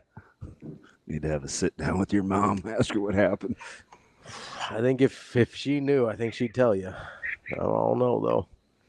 Sometimes it just gets away. I think it was, I was the fourth one. They kind of run out of energy at that point. Yeah, just free for all. Just parenting, it's just like we did our best. Man. My man John asked me why Coach Rule looks so uncomfortable in a suit. He hates wearing them. I love wearing suits. Wow. He's probably right, though. Suits are great. You think? Yeah. It's a good look. First of all, thank you. Ooh-wee. Boy, you're a piece of. Do I need to take Coach Rule suit shopping so he can find something a little more comfortable? No, I think he's got that covered. You sure? Oh. All right. I don't think he's got that covered. I'm just saying, I have pretty good taste. How about them going down a day early? Well, you got to be ready. So that's rare. A lot of times. Sometimes they barely go in like day of. I know. Exactly. They're like in and out. Yep. That's how previous regimes have done it. Yep. They go in morning of, get out of there before day's even over. 100%. He's an ambassador for the program, though. He wants to be around. Oh, he'll hold his own. That's what I mean, though. Like I like the fact is that Denich? Is that Heather Denich? I believe so. Yeah. She is reporting live on the 4-Letter Network from Indianapolis. Do you see how they have the chairs all set up already? Oh, I didn't see that. Yeah. So if that's the case, then we should be able to we should be able to start our. Knock it off. God, gee, Christmas. You can't just say shart and not make me not expect me to laugh. I forgot. Yeah, child. Yeah. Sometimes some guys can be too cool for school. These guys. We should be able to start our show on time. I hope so. Well, look at all those chairs. They're already ready to go. They are already ready to go, but that's also almost 10 o'clock their time now. So that's well after when our show would start. Yeah, that's a good point. So I don't know. We'll see. Yeah, we should already be there. We're going to roll up, see what happens. I mean, we could have left yesterday if you wanted to. No. You didn't even want to stay 2 days, much less 3. I tried. I group text you two. I was like, so just one day at the hotel? Like, not 2. I was like, wow. It sucks. Well, so okay, let's think about the logistics here, though. So, what time's Nebraska going to be done tomorrow? I don't know, but I got to do something with the network at 4, so I think they're in the afternoon. Yeah, so I haven't even looked at the schedule yet. right, but I mean, so let's say we're done at 5 earliest, right? Yeah. And then a 9-hour drive back here, It's okay. starting at 5 o'clock at night. It's okay. What are we doing? Come on, come on, man. It's staying sharp. Not all. Some people sleep, DB. Yeah. I know you forget about that sometimes. I know. But like other human beings need this thing called rest. They go to bed, they sleep, they close their eyes, they wake up more than 2 hours later. Sleep when Yeah, I'm, I'd say no doubt. sleep when I'm dead. No, that's not sleeping. That's just being dead. Well. That's a different thing. You wake up from that less. I don't want to say never, but less. All right. All right. So back to Terrence Knight and the D line. Wow. All I know is my guy Steve here has been photoshopping my face on a bunch of Creed gifs, and it's hilarious. It's incredible. He got me doing the halftime show. I just can't even believe that was your go-to. Listen, how was the concert? Never mind. It was a lot of fun. I had a good time. Nope. Yeah, me and my guy Brandon from Jury, please disregard. It's too late. I heard it. You can't strike from the record. The court stenographer already got it. Hey, my man JB, his flight leaving at 3:05 gets in at 1:05. See, that was the problem with the flights is they were taking as long as the drive. Yeah. Because there's connections and stuff. It's going to take 8 hours to fly, and that doesn't even include airport time. Yeah, this is only $250, and he's smart. He said this is the best $250 I may ever spend. I mean, go for it, bud. More room for my stuff. Yeah, I figure that's how you look at it. I mean, got plenty of room for my suits. I might go home, pack a couple more. And your music. Well, I don't know if you know now, like music's all digital. You don't have to store it physically. I don't need space for that. It's all on my phone here, DB. It's actually not even on my phone. I stream it from the internet. It's incredible. Please, sweet baby Jesus, let there be satellite. Just listen to sports talk or something. You can listen to some podcasts if you want. You want some sports podcasts? Oh gosh. I'll say one more thing, and this You're is going probably very like long. what, a Bill Simmons guy? I do like Bill Simmons. Of course you do. I like Ryan Russillo. Okay. Who else do I like? Joe Rogan? No. I love Rogan. I like some of his guests. I like when he's not. How long's the You trip? can say political. Yeah, I like when he's not being political and a weirdo. Like he used to do like these really cool. Like he's where I found out. You know who Bob Lazar is? So he's this dude that he's an alien guy.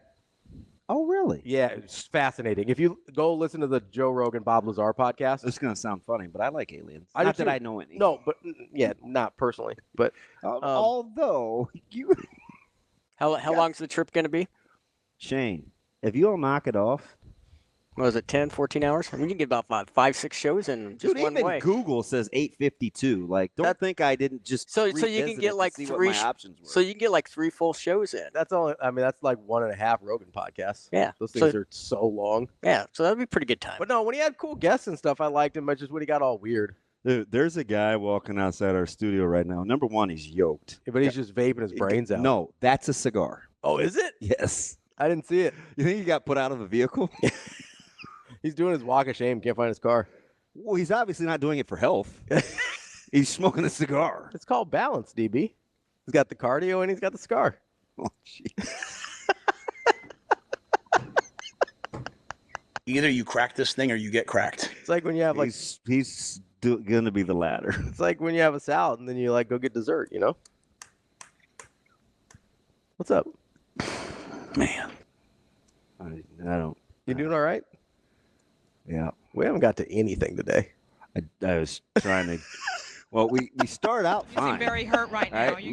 Little food takes, then a lot of sports, ACC, talk, records, and then all of a sudden you happen. I don't know what happened. TK says, "Please, Lord, help Damon Benning not delete Ravi from this earth." It's incredible the run you're on. Like I don't even understand. Like Rudyard? At least you said it halfway correct. You totally mush-mouthed it earlier, Rudyard? Listen, not all cultures pronounce words the same way we do, DB.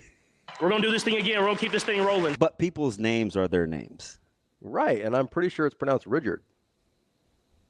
You just changed it again. No, it's been saying the same way the whole time. Okay. Rudyard Kipling. That's his name.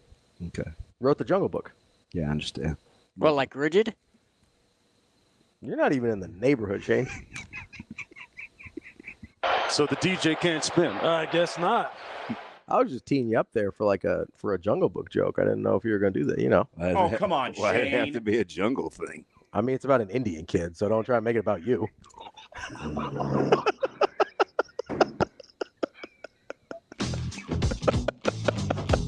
I'm out.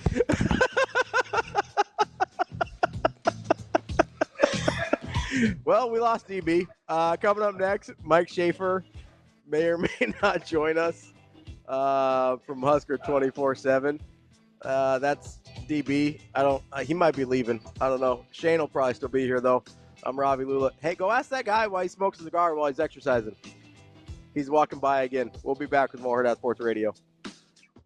Kicking off hour number 3 here on Hurrdat Sports Radio, AM 590, ESPN Omaha, ESPN Tri-Cities. We're live on Twitter, Facebook, YouTube. That's DB. I'm Ravi Lulla. We're also on KFOR for this third hour. And you're surprised as we are that we're still on the air today. But here we are as we effort one Mike J. Mike J. Schaefer from Husker 24/7.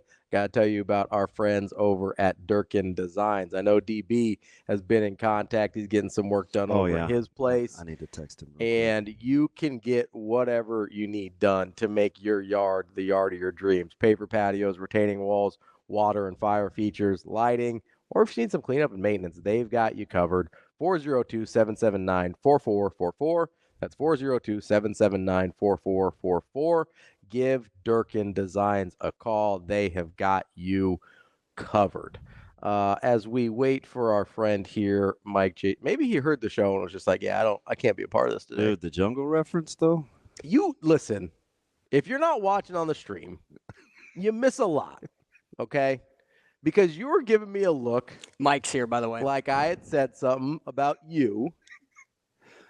And it wasn't audible, so I just made the inaudible audible for our lovely radio audience. It's great. Listen, that wasn't unprompted. That's all I'm saying. Good talk. It wasn't unprompted. And it is about an Indian kid, the Jungle Book. Good talk. His name's Mowgli. Yeah, I understand. This guy's name is Mike J. Schaefer. He's from Husker 24/7. What's up, Schaefer? Not Mackay or Malcolm. Not a ton. Not a ton. Just Mike J, how we doing? I'm good. It feels like football season starts this week. Like that's the general feeling. I've said it recently. I'm probably as excited for this upcoming season as anything since probably 2019 is the last time I had that sort of enthusiasm going into the year for the season and the team. Yeah, I'm ready to go. What do you got for me? How cool is it that a couple of days after they're back, I mean, camp opens? Like that's like bang bang for these guys. Yeah, it's how many practices they get before the 31st? It's always good when you're on the August side of things. No, 2. There's no 3. I don't know what they'll do on the 28th. Like you report, you got to move, number 1, because they're doing the dorm thing again. So 2 maybe, Mike J. You'd think I would know, but I try not to.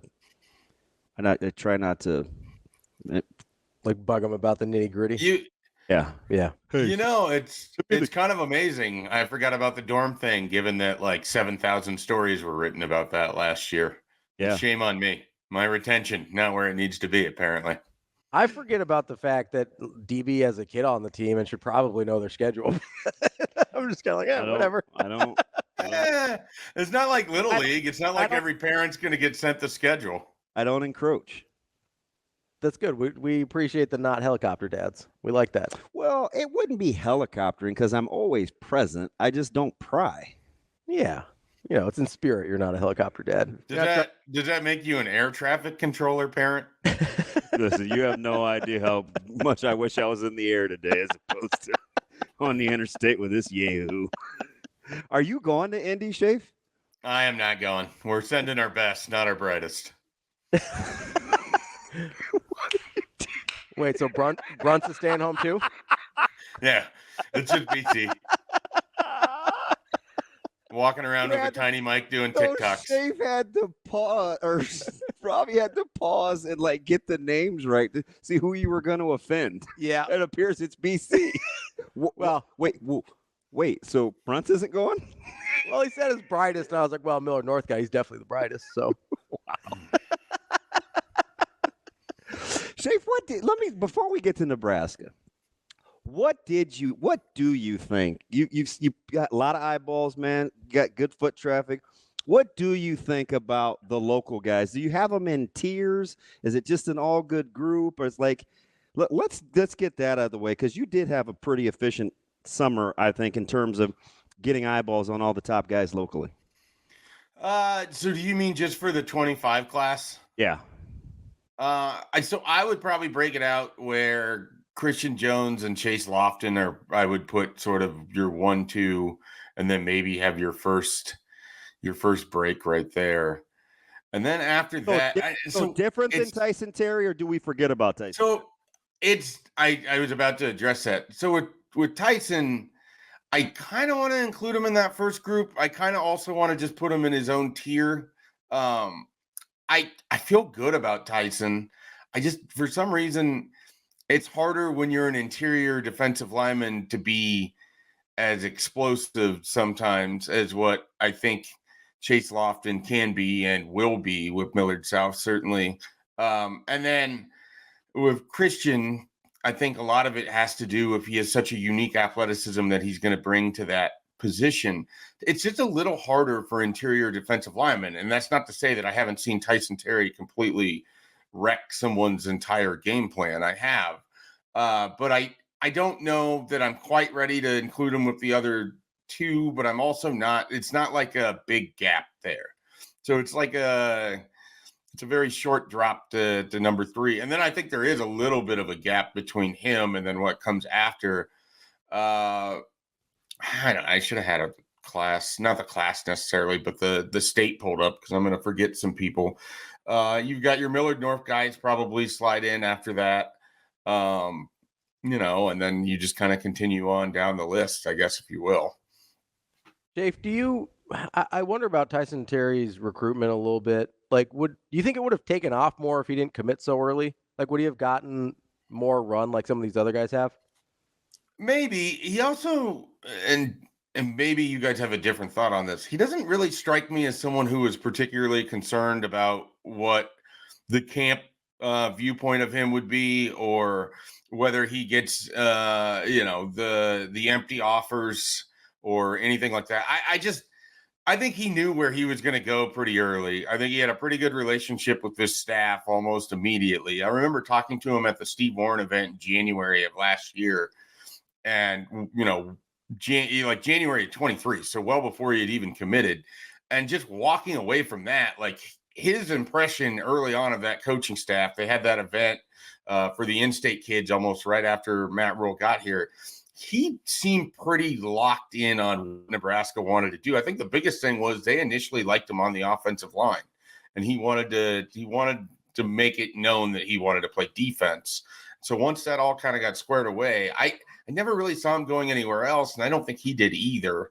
And so I don't know that there was a reason for him to hold off, or that more offers would have followed, or that he would have done camps or gone on random visits, or the things that you there's things you have to do to build your offer list. And I don't think Tyson Terry was interested in doing those things, because ultimately those offers don't really reflect what your recruitment is anyways.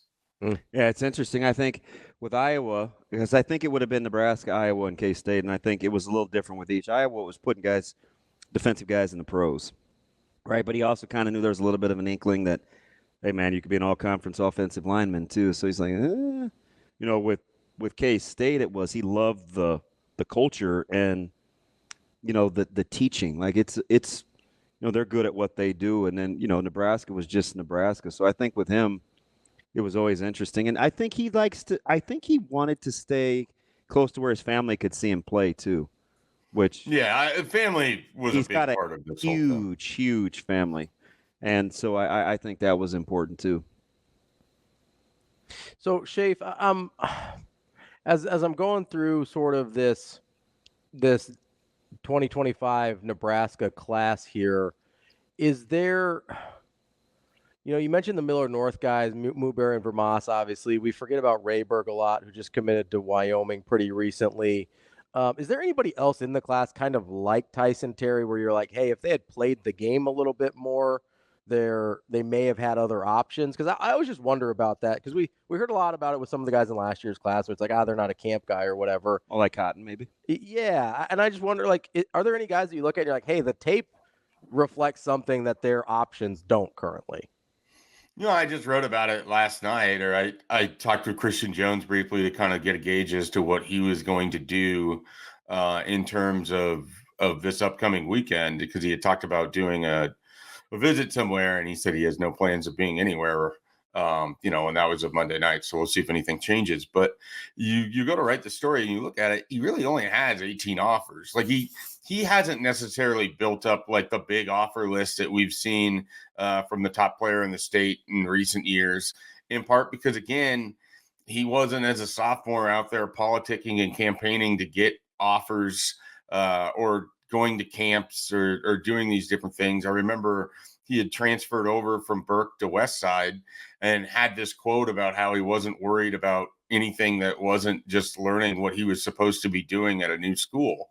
And so I just, I think for the kids in Nebraska to accumulate large offers, you sort of have to play a little bit of a game. You have to take some random visits sometimes. I don't know how, and I don't want to step on toes here, I also don't know how committable a third of these offers are, or if they're coming from actual members of the coaching staff, or if it's a recruiting staff thing, or what it is. But you'll see like Miami come in with some offers. Other than Chase Lofton, I don't know that Miami was pursuing anybody. And now Christian Jones had talked about maybe taking a visit there, but they offered some other kids in state. I don't know how realistic those offers really were for them to be able to go play there. So I think the way offers have gone out and the significance of them are very different now, 4 years after COVID had sort of started, than maybe where it was pre-COVID. It's just it's a different thing to me altogether. I don't put near as much stock in the who offered that guy as much as I do now. Okay, where is he taking the visits? Who's he actually, like, you really got to parse through it. And I have to do a better job of sharing that info for my subscribers, because there's just some offers out there that I just don't think have actual inherent value to the people that are listing them on their profiles. Yeah, I mean, I think that's something that confuses a lot of people that try and follow recruiting, but maybe aren't in it to the same extent. So I guess sort of my question would be, if you have to play the game to get the offers, but a lot of times the offers don't actually mean anything, then what's the point of playing the game? Well, the idea is that someone sees that you got an offer from this big school and they're like, well, I got to take a look at this kid. So it's always the idea where if it looks like you're being recruited, then there's going to be someone who's like, well. But don't the other places know you're not actually, like, that they're not real offers? I don't know. I don't know how well known it is. I don't know. The coaches talk, but I don't know that you have connections to every school around the country. And the other thing is, you might just like the kid. I mean, you might put the film on and be like, all right, well, I see that school A offered, and I don't know exactly that he can go there, but I'm interested, so I'm going to put my hat in the ring, that kind of thing. Schaefer, let me fast forward or go to Nebraska here real quick. With Coach Knighton, he was on there the other day, and he brought up a couple of young defensive linemen that I think really make this thing interesting. Not only does it kind of lend credence to what you've been talking about in terms of their development and their depth, but also there may be some guys coming off the radar that at some point may be bigger players than we think, because they have the gruesome twosome in the middle already. Like, how cool is it, or not? That's not the right word. How interesting is it for you that you can have a Nash and a Ty, but then you've got a host of folks that are vying for playing time that you could actually see playing for this team along the D line? Well, I mean, I personally love it because that's the whole concept of what you're trying to build here. The idea is that when you lose Nash and Ty, that you have ready-made replacements that can step in, that you don't have this massive drop-off. The idea of it is that if one of those guys were to get hurt, you're going to have someone who can step in and at least give you a portion of that production. And it's usually more than just one. I mean, they have some guys that they really like. Brody Tagaloa comes to mind. Tua Lafotu comes to mind. Obviously, I talk about Riley Van Poppel every chance that I get, but I think that's a name that people, I don't know that would come from nowhere. But they've done a really nice job going back to when they got here of emphasizing this defensive line room. And then look at kind of the classes they put together of these players. They have really overhauled that defensive front, and they've done it in a way where it feels like they have people that are going to be ready to step right in whenever Nash and Ty have to come off the field, whether it's because they need a breather, whether it's to keep them fresh later in the game, whether it's because they're hurt, or next year when they're not on the team. So I think the depth that they built on this defensive line, it goes all the way back to looking at how they first came in and started recruiting and just grabbing different players. And I don't know what Vincent Carroll Jackson's going to be in terms of this upcoming season, but that's a guy that they put a lot of work in the offseason. He was one of the early leaders when they were doing their point system of offseason work guys. And that's a guy that, a year down the line could be a breakout player for Nebraska when he gets a chance to really sink his teeth into a role. But right now, you're able to just kind of give him a little bit here, a little bit there, get him on the field for a series here. Like, they're able to get players' feet wet without disrupting the flow of the defense, and no one has to take a step back. That's the sort of development that we've been sitting and screaming about for about a decade now. Like, this is of the position you can see it easily. Yeah, we didn't even bring up Cam, who now can play on the in the interior now as well as on the edge, and I can't wait till everybody. So if you're looking for an all transformation of a guy that was already Jamari Butler, 100%. Jamari Butler, I don't know if it's probably good genetics. I'm sure Kristen Coggins and a lot of Corey Campbell, but it's when everybody gets a chance to see him, he will be the guy that everybody talks about in terms of his frame. He looks like $1 million. Yeah, he's the guy that I wish was in Indy, but the thing is that I have a difficulty. It's not like there's an easy one to replace. I think the other three that are going all make sense. He's got an personality too. Yeah, if they were sending someone else, Jamari Butler would be the first choice that I have. I think he is a leader on that team. I think he's a leader on that defense. I think he is a good quote if you're in the media, so you're going to enjoy talking with him. Coach Rule too, like they're kind of an extension of each other. And he's going to represent you in the way that you want. And so he's sort of the honorary. I kind of wish that he could be there, but yeah, I'm excited about Jamari Butler. I remember our conversation before the Minnesota game. We're up in the press box, and I'm asking you how you think things are going to go. And you're like, I'm a little worried. I think their best defensive player isn't playing tonight, and it's Jamari Butler. And they go out and they play fantastic on defense. And I'm thinking, okay, they're getting this guy in Colorado. This defense might have something here. And then he went on to lead the team in sacks, and I think he was second in tackles for a loss. And I mean, he was really impactful. But the thing is, there's another level that Jamari Butler can get to, and that would be a lot of fun if that comes together here in the 24 season. Would you agree that probably Coach Dvorak, if you want to assess development, is the next up with the easy comps? I mean, he's got Bullock, he's got Wright, he's got Schaefer Jr., who, by the way, I'd probably let get off the bus at the same neither one of those guys could get off at the same time with their shoulder width, but Schaefer Jr. and Butler are probably the first two guys I would let get off the bus. Like, he seems like he has prime candidates for you to be able to say, you know what, that guy is really, really good at his craft. The difference for Dvorak and Knighton, though, is that he doesn't have Henrich or Reimer. So it's going to be a lot more kind of, okay, let's see what this looks like. Like, let's see what Mekhi Bayer ultimately looks like. How can John Bullock raise his game from what we saw last year? What is Javen Wright, a fully healthy, went through spring? I mean, this is the longest stretch that Javen Wright's been healthy for a long time, too. Since he's been in Lincoln. Right. And that's a guy that we've kind of been waiting. And he had a very good year last year, but kind of similar to Jamari Butler. Like there's another level to Javen Wright. He can be that much more explosive. You're talking about Vincent Shavers. He's one of these freshmen that we already are expecting there's going to be no red shirt. Like he's going to play more than 4 games. Yeah. And so with that group, loves that guy. yeah.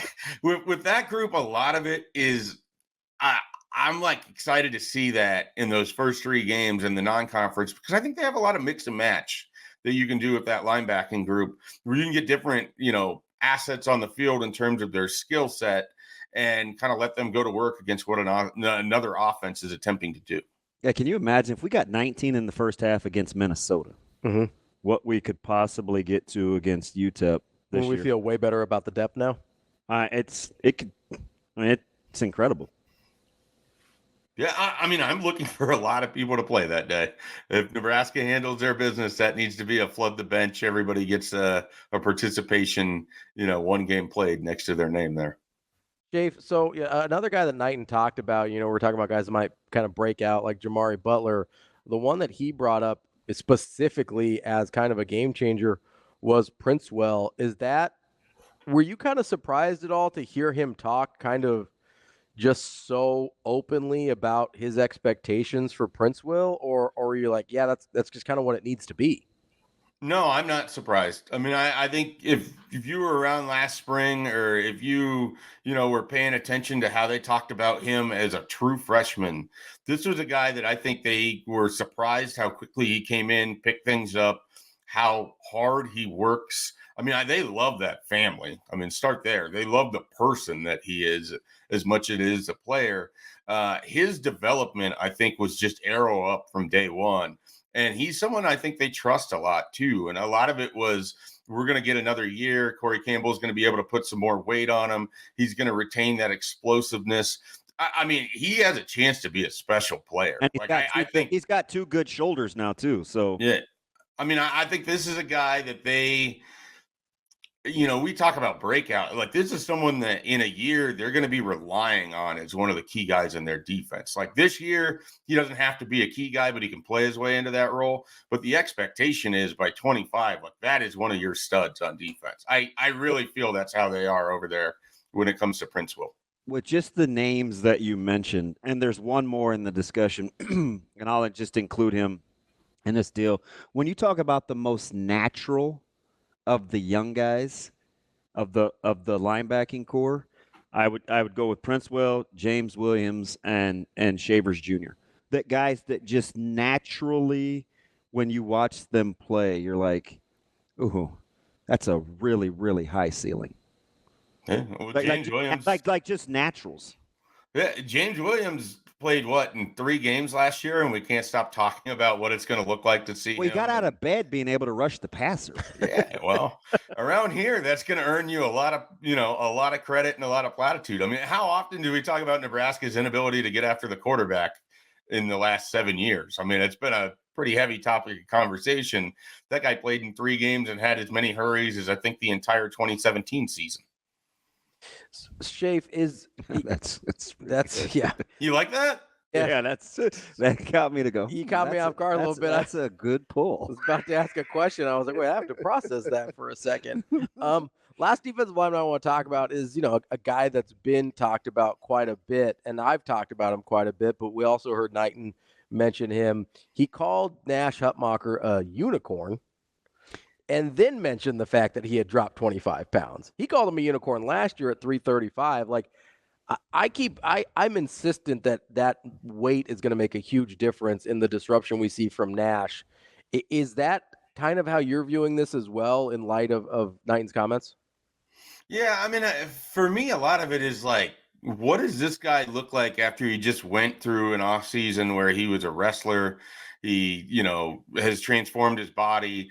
He basically went to hand-to-hand combat for an entire off season. Like, I don't know. I am excited to see what he can do in that defensive line. And at the same time, if he can just replicate what he was last year, then the rest of the defense continues to fill in and go up around him. Nebraska's in such a prime position in the middle of their defensive line. Part of why they're 3 man front has struggled so much in recent years is you haven't had this kind of guy that can space eat. He can force teams to take multiple offensive linemen to try to block him. He's a special talent. There's no question that he's a unicorn. But the nice thing is they're doing a good job already trying to line guys up to get reps. So they know they have to replace him. And you can't just replace him with one guy. But if you have a couple in there for next year, that'll be good. I don't know if I'll be texting you on the road just to talk about the Vikings or I'll wait till next week, but we're going to be picking your brain about the NFL coming up here soon too, so be prepared. It sounds good. I'll throw my Sam Darnold jersey on and hopefully don't see any ghosts. Coming up next, we're going to talk to the GM of Union Omaha here on Hurrdat Sports Radio. Welcome back to Hurrdat Sports Radio, AM 590, ESPN Omaha, ESPN Tri-Cities, KFOR in Lincoln. We're live on Twitter, Facebook, YouTube. That's DB. I'm Ravi Lulla here on the Pillar Exterior stage. We are joined now by the General Manager of Business Operations for Union Omaha, Alexis Boulos. Alexis, how are you this morning? Good morning, guys. I'm great. I wasn't expecting you to actually see my face this morning, so apologies for not being more professional. That's all right. Ravi's the only one that's that shallow. Don't worry about me. Like, I'm in a hoodie, so we're good. Poor Ravi. No, he's right. I'm super shallow. It's fine. Alexis, so for people that don't know you or aren't familiar kind of with what your previous work has been, I know you've been in kind of the Omaha, Nebraska, even some national sports scene for a while. Like, how did you get to here with Union Omaha? Well, that's a really great question. So I was with the Pinnacle Bank Championship for about 8.5 years. Was part of that team in building and growing the tournament when the Corn Ferry Tour and the PGA Tour came back to Omaha about 9 years ago. So that was kind of how that all started. I've worked with Creighton, ESPN, LPGA Tour, all kinds of fun stuff throughout the last several decades of my career to get to this place. But, Omaha is a great sports community. And so to be a part of the Pinnacle Bank Championship early on was wonderful, and to start to build that event. And you guys know, you're familiar. It's fun. It's a great part of our community. And, to have Union Omaha reach out and be excited about having me be part of their team was exciting. And Union Omaha is growing, and it's been a fun transition for sure. Yeah, you've got a ton of hardware, much more than myself, led kind of by the Truck Award, which is the epitome of excellence for what you do, because it's for operational success behind the scenes. And a lot of times folks at that level don't get the credit that they deserve. When you look at what you're doing with Union Omaha and your areas of expertise that you've already been more than proficient in, what are some of the commonalities? What are the portable things that you're using across the platforms that you've had so much success with? It's interesting because we're in a fixed stadium, which is different from building, 50,000 square feet of temporary structure, whatever it is, in 30 days. But I would say, relationships are the main piece. Omaha is a wonderful community. So building those relationships with all of our vendors and our partners and our sponsors, nonprofit partners. So building those community relationships has been important. And I'm from Omaha, born and raised here, left for quite some time and came back to raise my kids. But I would say relationships is a huge piece, but also just the team building. It's different because I now have a team and a staff of people that I work with year round. And the players are here, which is different than with the PGA Tour because they kind of drop out of the sky. But it's been interesting to have some of those same similarities, the PGA Tour and USL One, those parent organizations that we work so closely with and do marketing and planning and all of those things. So while the actual game of soccer is something that I am not as familiar with, but a lot of those things go hand in hand together and have so many similarities and commonalities. It's been great. Alexis, you mentioned from here originally. We don't need to tell DB that you're. I already know it's a West Side thing. Yeah. Mr. Miller North, let's go. Don't need to talk about that part. But you're from Omaha originally. You left. You came back. How cool is it just to be working in professional sports in your hometown? It's extremely cool. And my kids who go to West Side, by the way, think it's really cool. I know it's a weird thing. Think it's really cool too. You know, I thought I had a really great job, but my kids both play soccer. So when I took this job, it was pretty amazing for them too to be a part of this team. You know, Omaha is a sports town, whether it's collegiate or professional, it doesn't matter. I mean, we're super excited. Saturday night, we have women in sports night. Supernovas are going to come out. The Fierce, which is the new U21 soccer team for women, is going to come out. You know, so having all of these exciting things happen in Omaha it's amazing to be a part of. And I've loved that as to be able to have that as a career is extremely special. So it's sports, and I'm not saving lives. I'm hopefully making lives more fun for everyone. But we also have an impact in our community with our nonprofit partners, and that's incredible too. So I love Omaha. It's wonderful to be here. How cool is it that, because listening to you, you sound a lot like your partner in crime, Marty Cordero. I just had a Rotary luncheon with him a couple weeks ago. The way that it just gushes over the community, and his ability he always wants to give back, and his self-awareness in terms of his community involvement has to be pretty fun to work with somebody that is as like-minded with a common goal at the end, right? Like you guys both see a similar light at the end of the tunnel.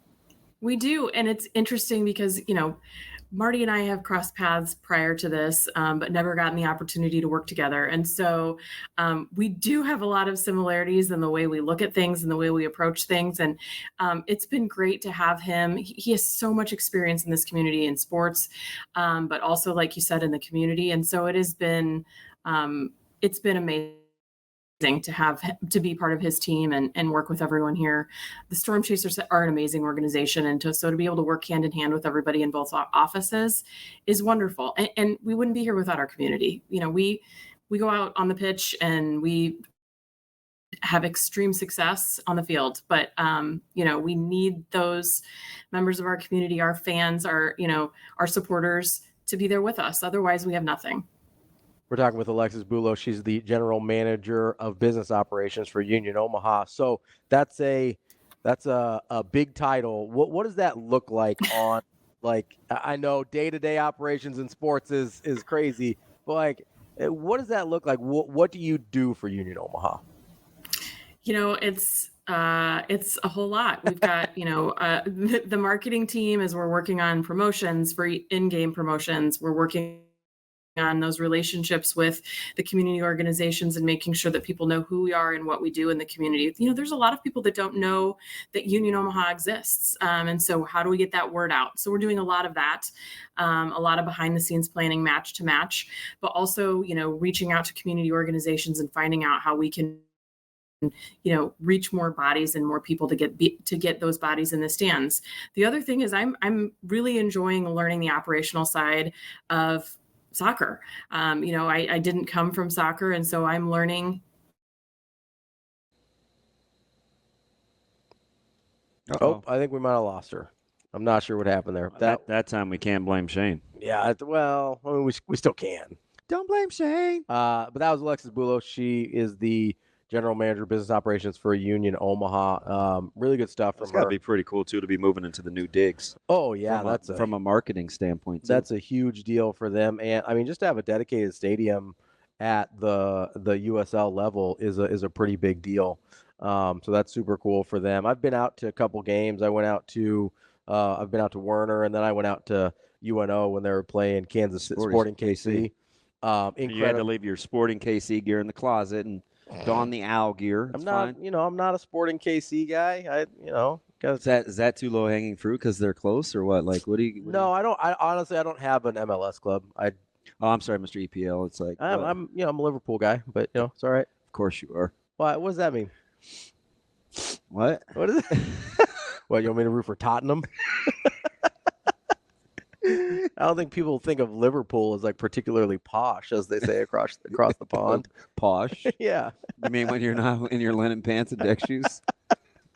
I might be, but I don't think Liverpool is that team. Which, by the way, yeah, what's up? Why would you let Amber tow the boat? Like, at some point, did you feel compelled to kind of get out and help get the boat First of all, no, I did not feel compelled. Wow. If I'm being honest with you. Who said chivalry was dead? Secondly, my wife was right on the boat there with me. I was being very chivalrous to her.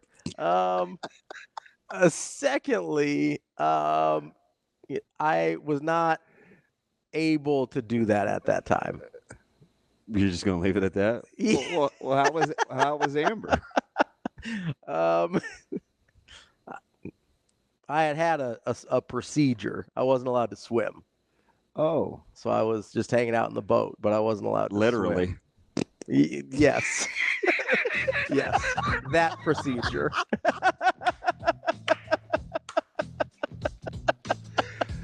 Oh, no swimming for you. That's the idea. Wow, he's all willy-nilly now. Really? Willy-nilly? Is that what we're doing? Oh, okay, Jungle Book. Coming up next. Mowgli, big fan. Not Malcolm or Montreal? Mowgli, which I don't even think is a traditional Indian name. Coming up next, we'll wrap up the show. Maybe forever. I don't know if they're going to let us come back. Yeah.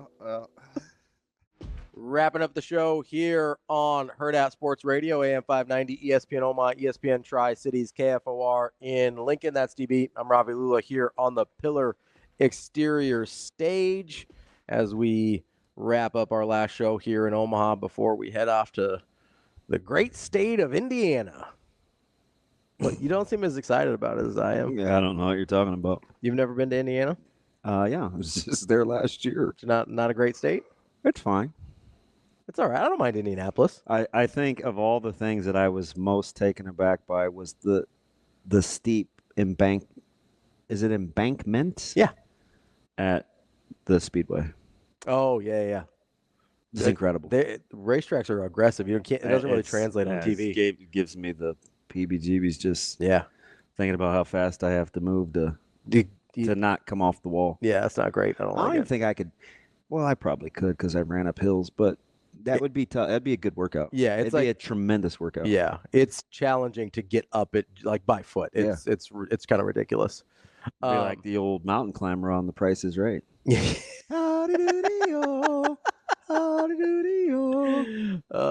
was my game, man. Dude. I loved The Price is Right. Me too. It was my jam. I was a big Plinko guy, though. So who would be kicked off the air first? Richard Dawson or Bob Barker in 2024? Oh, definitely Richard Dawson. Bob didn't too much kissing? Yeah, Bob didn't kiss anybody. He's a groper, though. You can't do that. Hey, here's Alice to spin the wheel. It's kind of creepy. That's not great. Don't think you could do that. The kissing is more like obvious in your face, but if you caught the groping, then that's pretty bad. I don't know. So I mean, it's tough sled. It's 6 one, half dozen the other. Like, not great either way. The mountain climber though, iconic. Yeah, that and Plinko wasn't my thing. People loved that game. I don't know. Mine was because when I was a kid, I found it like mesmerizing. So that's what. It's not that it's a great game. It's what you just moved your head while the chips I was just were like, dropping. I was like, oh, is it gonna make it? Is it gonna make it? Ting, ting, ting, ting, ting, ting. Yeah, maybe I scrambled my brain a little bit. Maybe that's part of the problem. Now that I'm older, I know it's probably like the claw game where it's just built to. You have the two little options where you can possibly hit big money. Other than that, it's like you'd be like Joe Dirt, like spray painting with Pam, so you couldn't like throw the things in the dish. Yeah, I mean, listen, it's set up. It's like a casino. It's set up for the house to win. Boom, boom, boom, boom, boom. But I also really enjoyed like the showcase showdowns when somebody would win both of them because they guessed it so close. My favorite was probably pressure luck, or I was big card sharks. Higher. I liked the putting game too. On the Price is Right. Yeah, I liked when they would. There's one of those in the studio at the radio network. Yeah, I like it because you have to be pretty.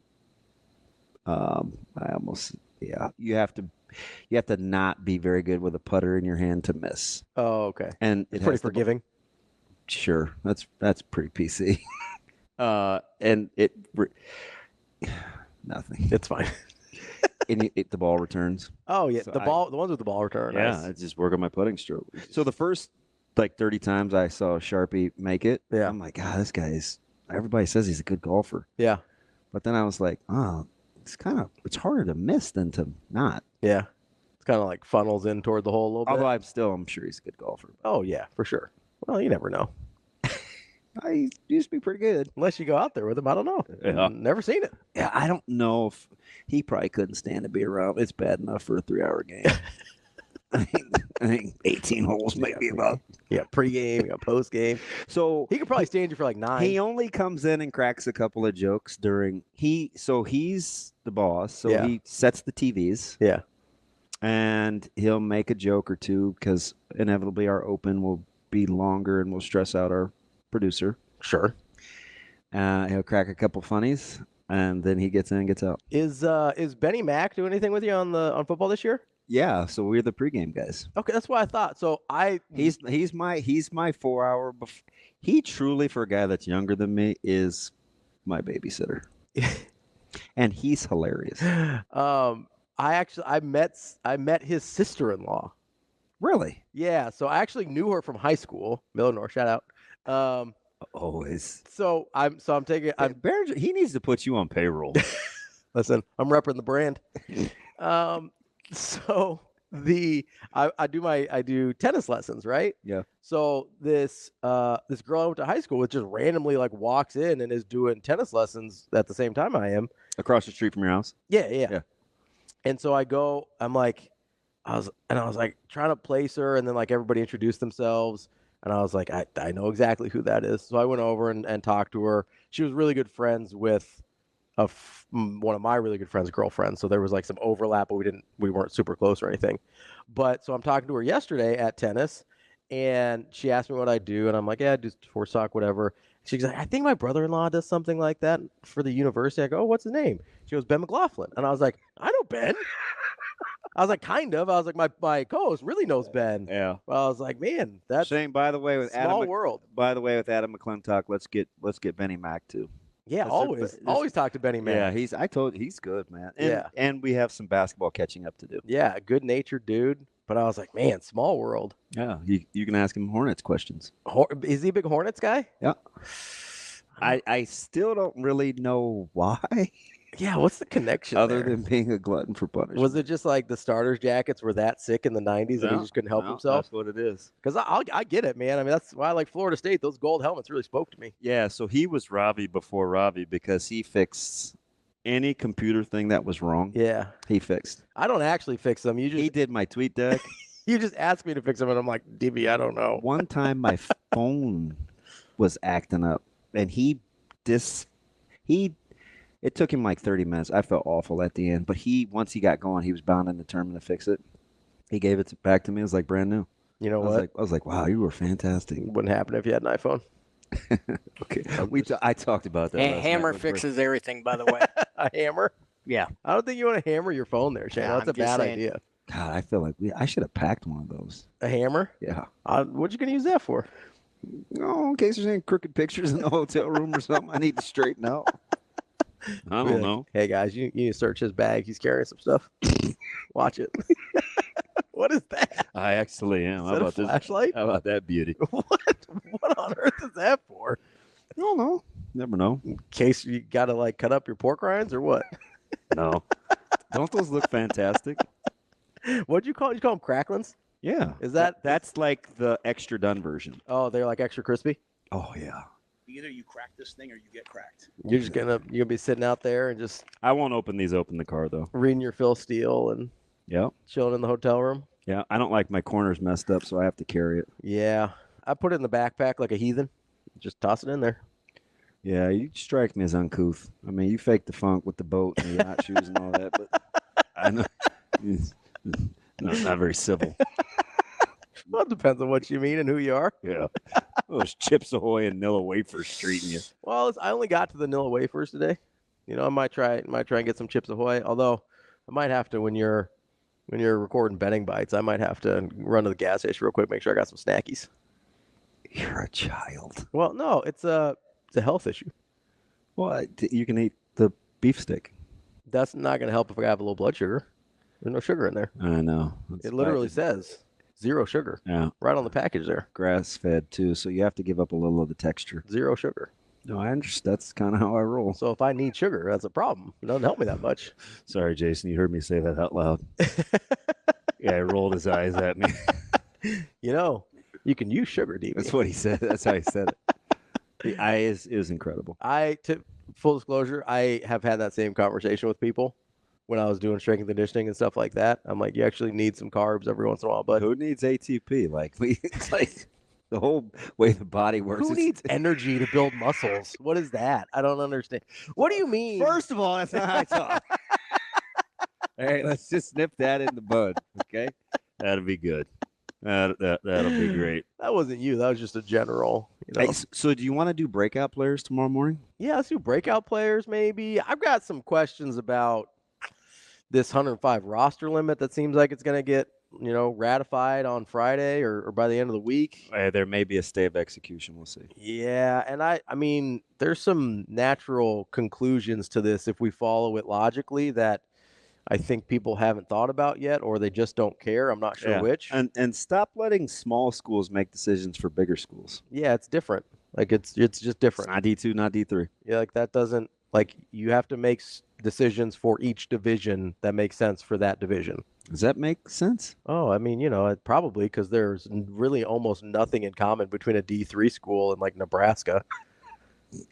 Besides a city, Nebraska Wesleyan and Nebraska don't why share would you think it would be a good idea to have smaller numbers in camp? I don't know. I mean, I would be curious to hear the rationale. I think you have unlimited staffs, but you're going to limit the players. It doesn't make any sense. Not a darn bit of it. But, I mean, that's kind of what the NCAA does. Well, there's only enough $23 million to go around. Yeah, but the difference between we're talking about 20, 22, 23 million, whatever the number ends up being.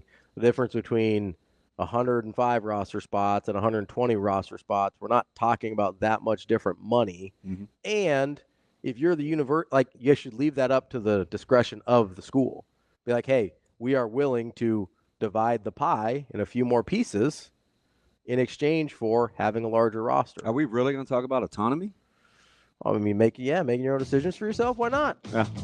That's a crazy idea. Crazy, I tell you. I don't know about that. We will be back tomorrow from Indianapolis, for Big Ten Media Days, assuming that DB and I both survive the drive out there. We'll see. He's got a little look of murder in his eye. I don't know. I'm just not sure how that's going to go. That's DB. I'm Ravi Lulla. This has been Hurrdat Sports Radio. We'll be back from Big Ten Media Days tomorrow.